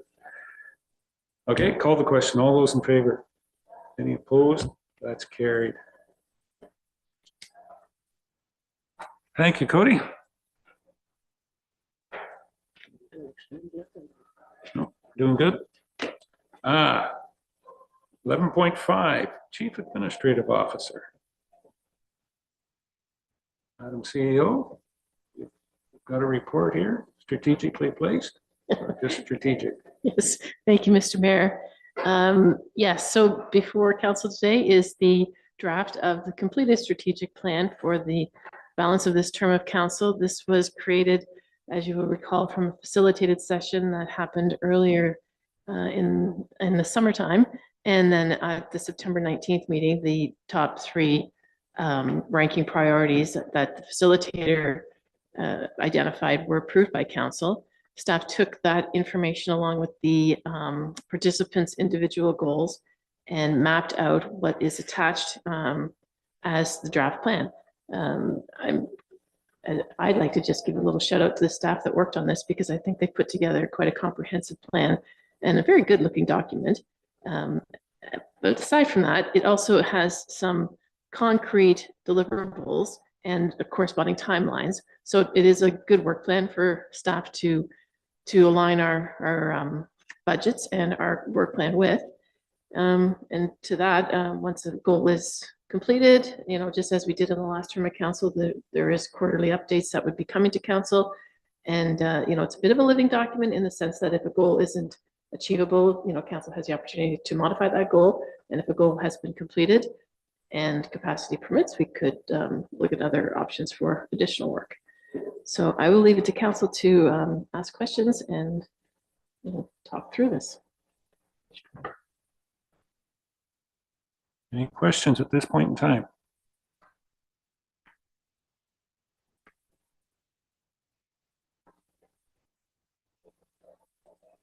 Well, let's move the motion and we'll go on.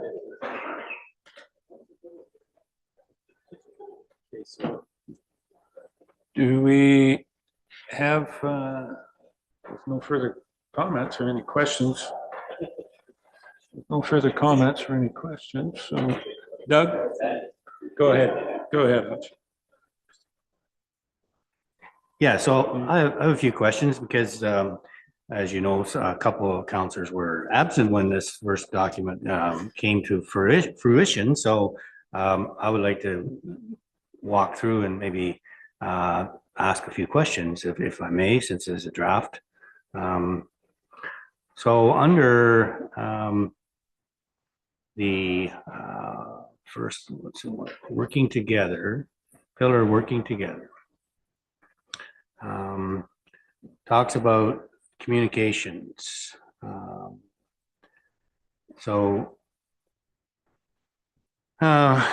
Develop and regular and distribute a semi-annual calendar of events featuring comprehensive listing, community activities, and so on.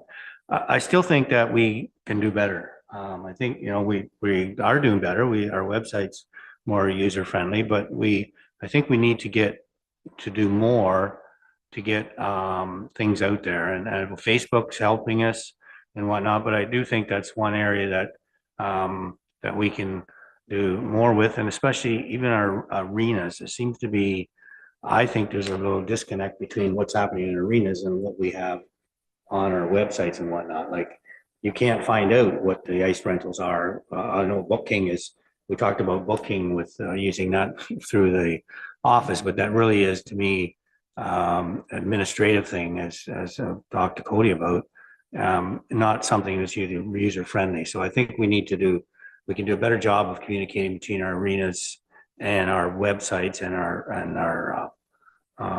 and what we promote at the office. So that's under that part. Working together. Working together on promoting grants to organization, encourage community volunteerism. I think in some ways, it says highlight the impact of grant programs by sharing compelling stories of past recipients and the events that are benefit. No, so that's not the one, but it has to do with volunteers. Collaborate with agencies and volunteers. And I think by loss of committees, I think we've lost a little bit of our volunteer organizations. I don't know if we're going to go back there. It says end of 2024. I don't know if that's in the works, but where are we in terms of committees? I guess is my question. Are we going to go down that path again or not? Because I think it's a good way of getting people involved. Can I ask that question? Certainly, through you, Mr. Mayor. And so, Councillor Hutchinson, the volunteer program, I mean, this was the first year that we've made the adjustment away from the advisory committees of council. And I mean, while I have all of you, I'd like you to stick around after the meeting to talk about tomorrow's volunteer appreciation evening, because we've got the program mapped out. And to that point, we're expecting over 100 people tomorrow night. So volunteerism is alive and well in West Grey. Quite pleased with the response to that initiative. If council would like to revisit advisory committees, that certainly is your prerogative. But I would say at this point in time, I can let Cody speak to how the registrations are coming in. We have got a list of people that are looking for, you know, opportunities to pitch in. I think that's been much more streamlined. I would dare say, if you asked any of the volunteers that are getting recognized tomorrow night, they're quite pleased that they're getting work done, and there's a lot there's 0 meetings. You know, there's just no delay, right? And that was part of the fatigue that we had discovered under the advisory committee model. So in the strategic plan, I mean, we're recognizing the volunteers need to be, I hate the word managed, but they need to be accommodated, and we need to encourage them and enable them. And I think that's really the focus of what we would like to do with the volunteer program for the balance of this term. Go ahead once more, Doug. Sorry, yeah, so. Just reminding you, so this is about the strategic plan. What you're getting in is, I feel you're asking questions is the implementation. This is the plan and part of that getting into volunteerism and how we can execute it. Yeah, we're here today just to put the plan in place. But where is that? Where are those strategies to put this plan in place? That's one of the things I think we're missing in this plan is the strategies, the bullets that say, this is the plan, this is how it's going to happen, and this is who's going to make it happen. I think that's part of what I think that's the fault of this type of document, whereas I can think back to previous council, I think you were on it, Mayor, when we had a document that actually had strategies within the strategic plan to say how things were going to happen and who was going to make it happen and when. And so I just feel that some of the things, there's lots of good ideas in here, good draft, but I don't know how is it going to happen? Who's going to make it happen? I think that's part we're missing, right? Laura wants to speak to that. Right. Yes, thank you, Mr. Mayor. And Councilor, you're correct. This does not identify who's owning the strategies. That would be part of the work plan. Right now, as Mayor Eccles has pointed out, these are the goals and these are the objectives that were raised through the facilitated session. And I'm hoping that council sees some of their ideas. You know, some of them were lumped together because there were some commonalities. These are the things that fit the pillars that we've heard from council and facilitator has sort of, you know, boiled down for us. How we're going to deliver on them, that would be the next step. If council approves this, then staff will take this away and develop the operational part of the strategic plan. How are we going to make this happen? You know, to your point about the semi-annual calendar of events, that's a new initiative that would actually involve talking to all of our community groups and mapping out, you know, and you know, we do it twice a year because someone's going to be missed in the spring, but if they've got a winter event, we'll capture them then. So it's always going to be evolving, but that's the operational side of it. Right now, we would just like council support of the work that has been identified as focus areas. So yeah, I understand that. And I think if you look back at our previous document, it was very similar to this, and we didn't have that operational aspect or piece. I don't think we only ever got there in the last one that we did like this. So I'm just thinking this is very similar, but we don't have the next steps. And through you, Mr. Mayor, you might recall that the quarterly matrix document that was sort of color coded as well, it showed, you know, what department was delivering on it. And if there was no resources, it identified that. So that's from my perspective. I mean, we can certainly bring something back that puts ownership to each of these, but that could be a bit of a moving target because some of these things are going to be multi-departmental as well. So, you know, I think the flexibility of this plan is, here's what we'd like to accomplish. How we get there is for staff to figure out and report back once it's been completed or what we need to deliver on that strategy.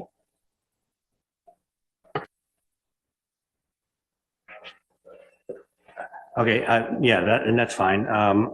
So I also see in here, it's mentioned, and I'll just leave it at this, but it talks about Prairie's business participation with seasonal decorating and beautification. It speaks to budget, and I always found that the budget was a stumbling block because when any committees were on, people were saying, well, how much money do we have to spend on this, or how much, you know, what can we do here given the restraints? So I think the budget and the schedule is another thing that he mentions in the same bullet area. The strategies that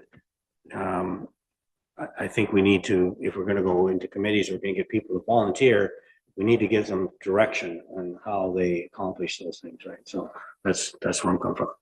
So yeah, that's fine. I'll leave it at that. Look forward to future discussions on this document. Thank you. Thank you. Anything else?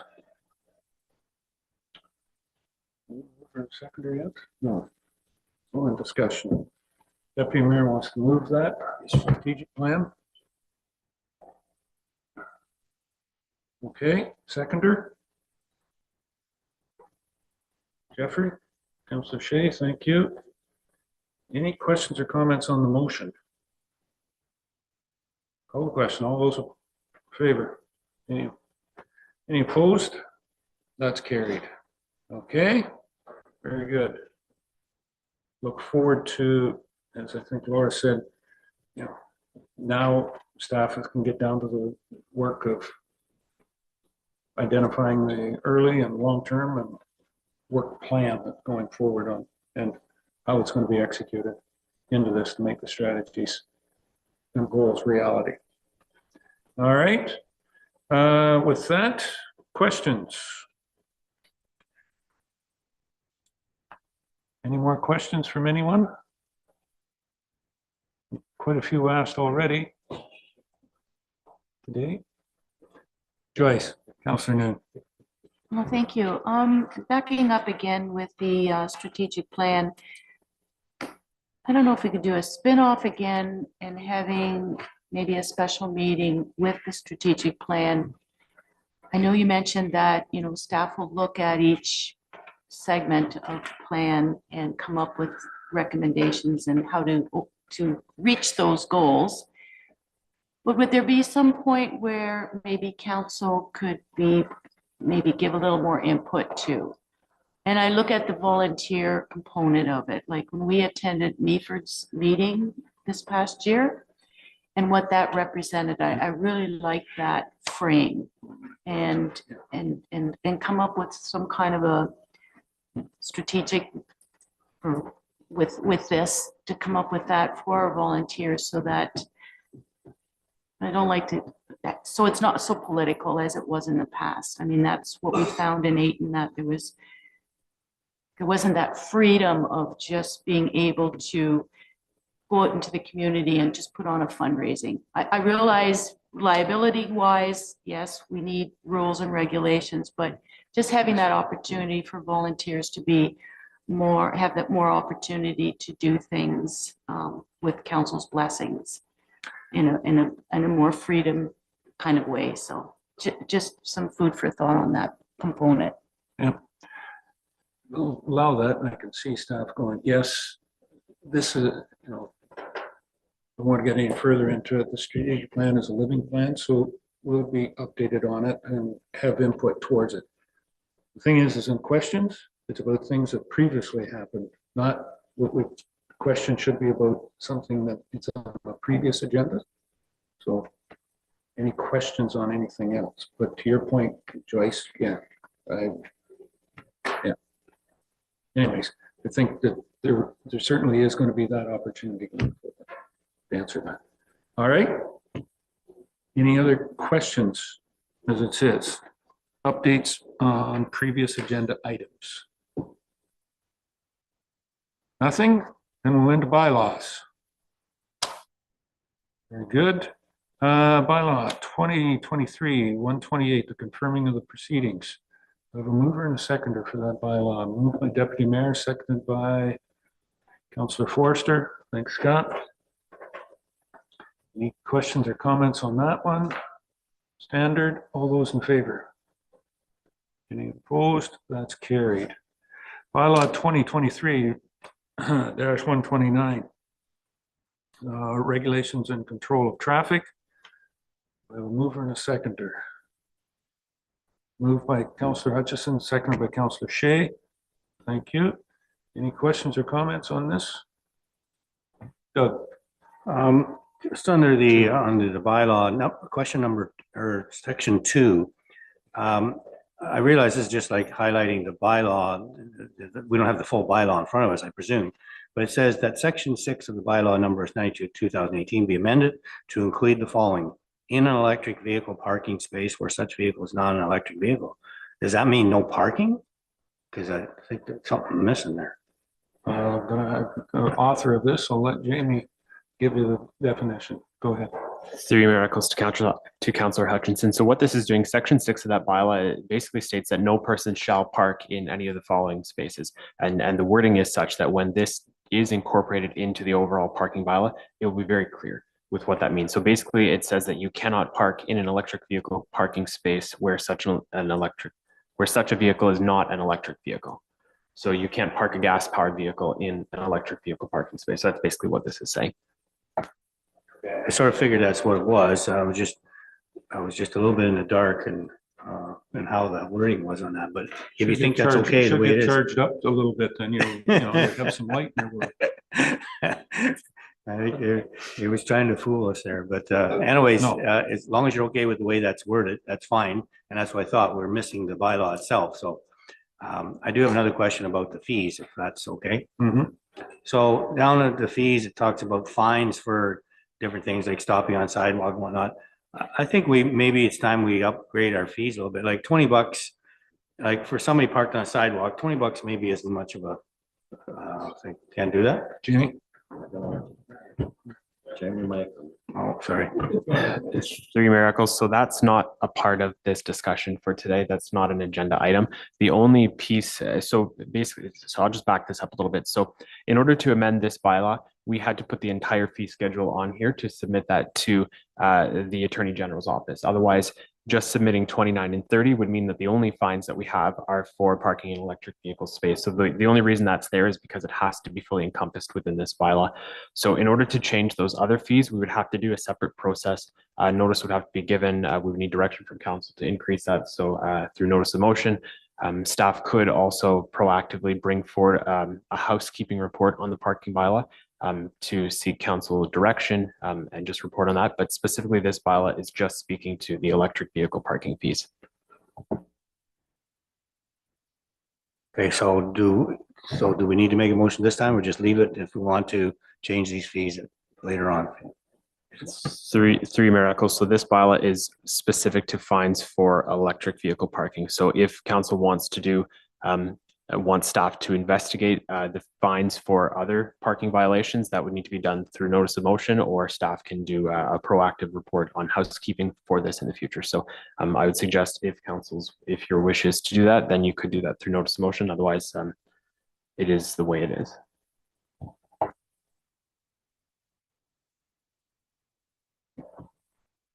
Any other questions on this bylaw? One time? Seeing none? We have a moved and seconded. Correct? Call the question. All those in favor? Any opposed? That's carried. Integrity Commissioner, bylaw to appoint. Mover, Deputy Mayor Hutchison and Councillor Townsend. Any questions or comments on the bylaw? The requirement that we have one. Call the question. All in favor? Any opposed? That's carried. It's insurance. You gotta have it, but you don't want to use it. That's the nice part about it. Municipal significant event policy. Mover for this bylaw. Moved by Councillor Forster, seconder. Councillor Shea. Any questions or comments on this bylaw? Call the question and all those in favor? Any opposed? That's carried. Amend the fees and charges bylaw. This goes hand in hand with the one just previous, 2023-132. We have a mover and a seconder. Moved by Councillor Noon, seconded by Councillor Townsend. Any questions or comments? Call the question. All those in favor? Any opposed? That is carried. Amy. Three Miracles. I will just note bylaw number 2023-133, the official plan. Given that council did not approve the recommendation in the report, and that's been deferred to a future meeting, I would suggest that this item be pulled from the agenda and not voted on. So the minutes will reflect that this item was pulled and not dealt with, and that bylaw number will be used for a subsequent bylaw. So there's no action required on this particular bylaw. Okay. We don't need a motion to pull. The staff have just pulled this one. Okay. Well noted. Very good. That brings us down to new business. Any new business? Announcements? Any announcements out there? Santa Claus parades were very well. Thank you to staff getting the float together, and thank you for the deputy mayor for supplying some equipment to get us up and down the street. and greatly appreciated. And all the parades were tremendously successful, I would say, as far as participation, as well as people observing. A lot of people out, and the Christmas spirit is alive and well in West Grey.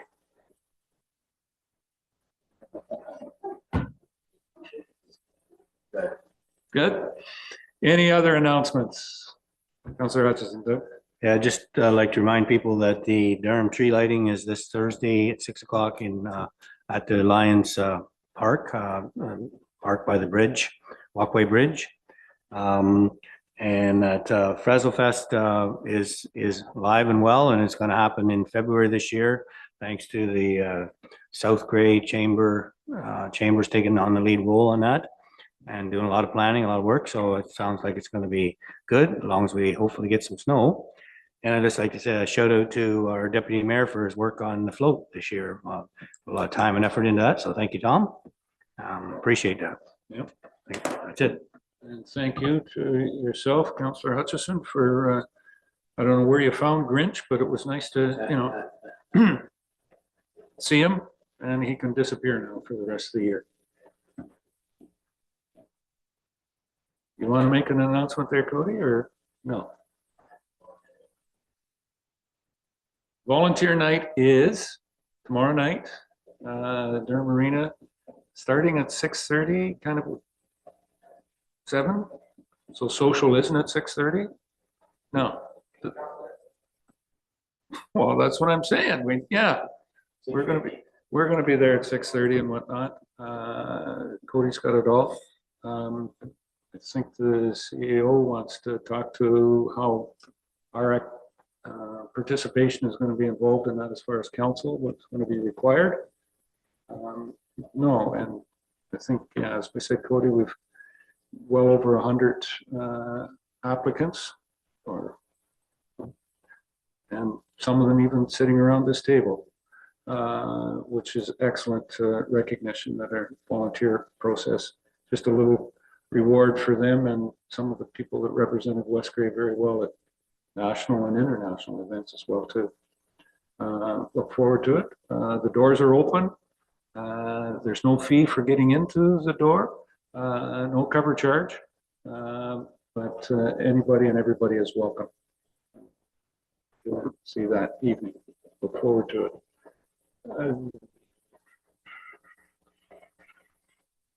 Anything else? Go ahead. Well, Grey County tonight, 5 o'clock is the election of the warden for the 2024. So we will leave that till tomorrow, the announcement on whether an individual accepts, or we're not sure how we go to that. We're, I guess, straws, but anyways, that's tonight. So that is pretty exciting news. Mm-hmm. I wanted to give a shout out to two ladies in the community that for a number of years have put on and sponsored and put on a Christmas Day dinner for people that are shut in or don't have families or are in need of some social interaction and whatnot at the Durham Arena this year. Margaret Latham and Monica Griffin are going to put on, weather permitting, because they had it all planned last year and everything, and there was a slight storm that shut everything down, but it is going to be on again. So as I said, it will be a dinner, there will be entertainment for, and it's open to everybody on Christmas Day. Yes, on Christmas Day. I think the doors open at 1 o'clock. I'll just confirm that. Two ladies that have put it on. It's been something that's been done for a number of years, and yep, they're back up and going again. So we'll have that great. You know, sir. No, you're good. Oh, yes, and the West Grey Police Services are, thank you, Deputy Mayor, saying that, promoting the toy drive for those activities as well too, and around Christmas. So they will be out, and I think if you have anything or have the where and means to drop anything, drop a toy off, there'll be at different spots throughout the Christmas season in the community, but also anything, if you do have, could be dropped off at the West Grade Police Station in Durham on George Street. So good for the police to be volunteering their time to make that happen as well too, to make individuals out there, their Christmas season be a memorable one. Okay. No other announcements? There is no closed session, so we don't need to go there. With all items on the agenda addressed today, we're down to adjournment. I move that we adjourn and for the next meeting. Thank you very much. We stand adjourned.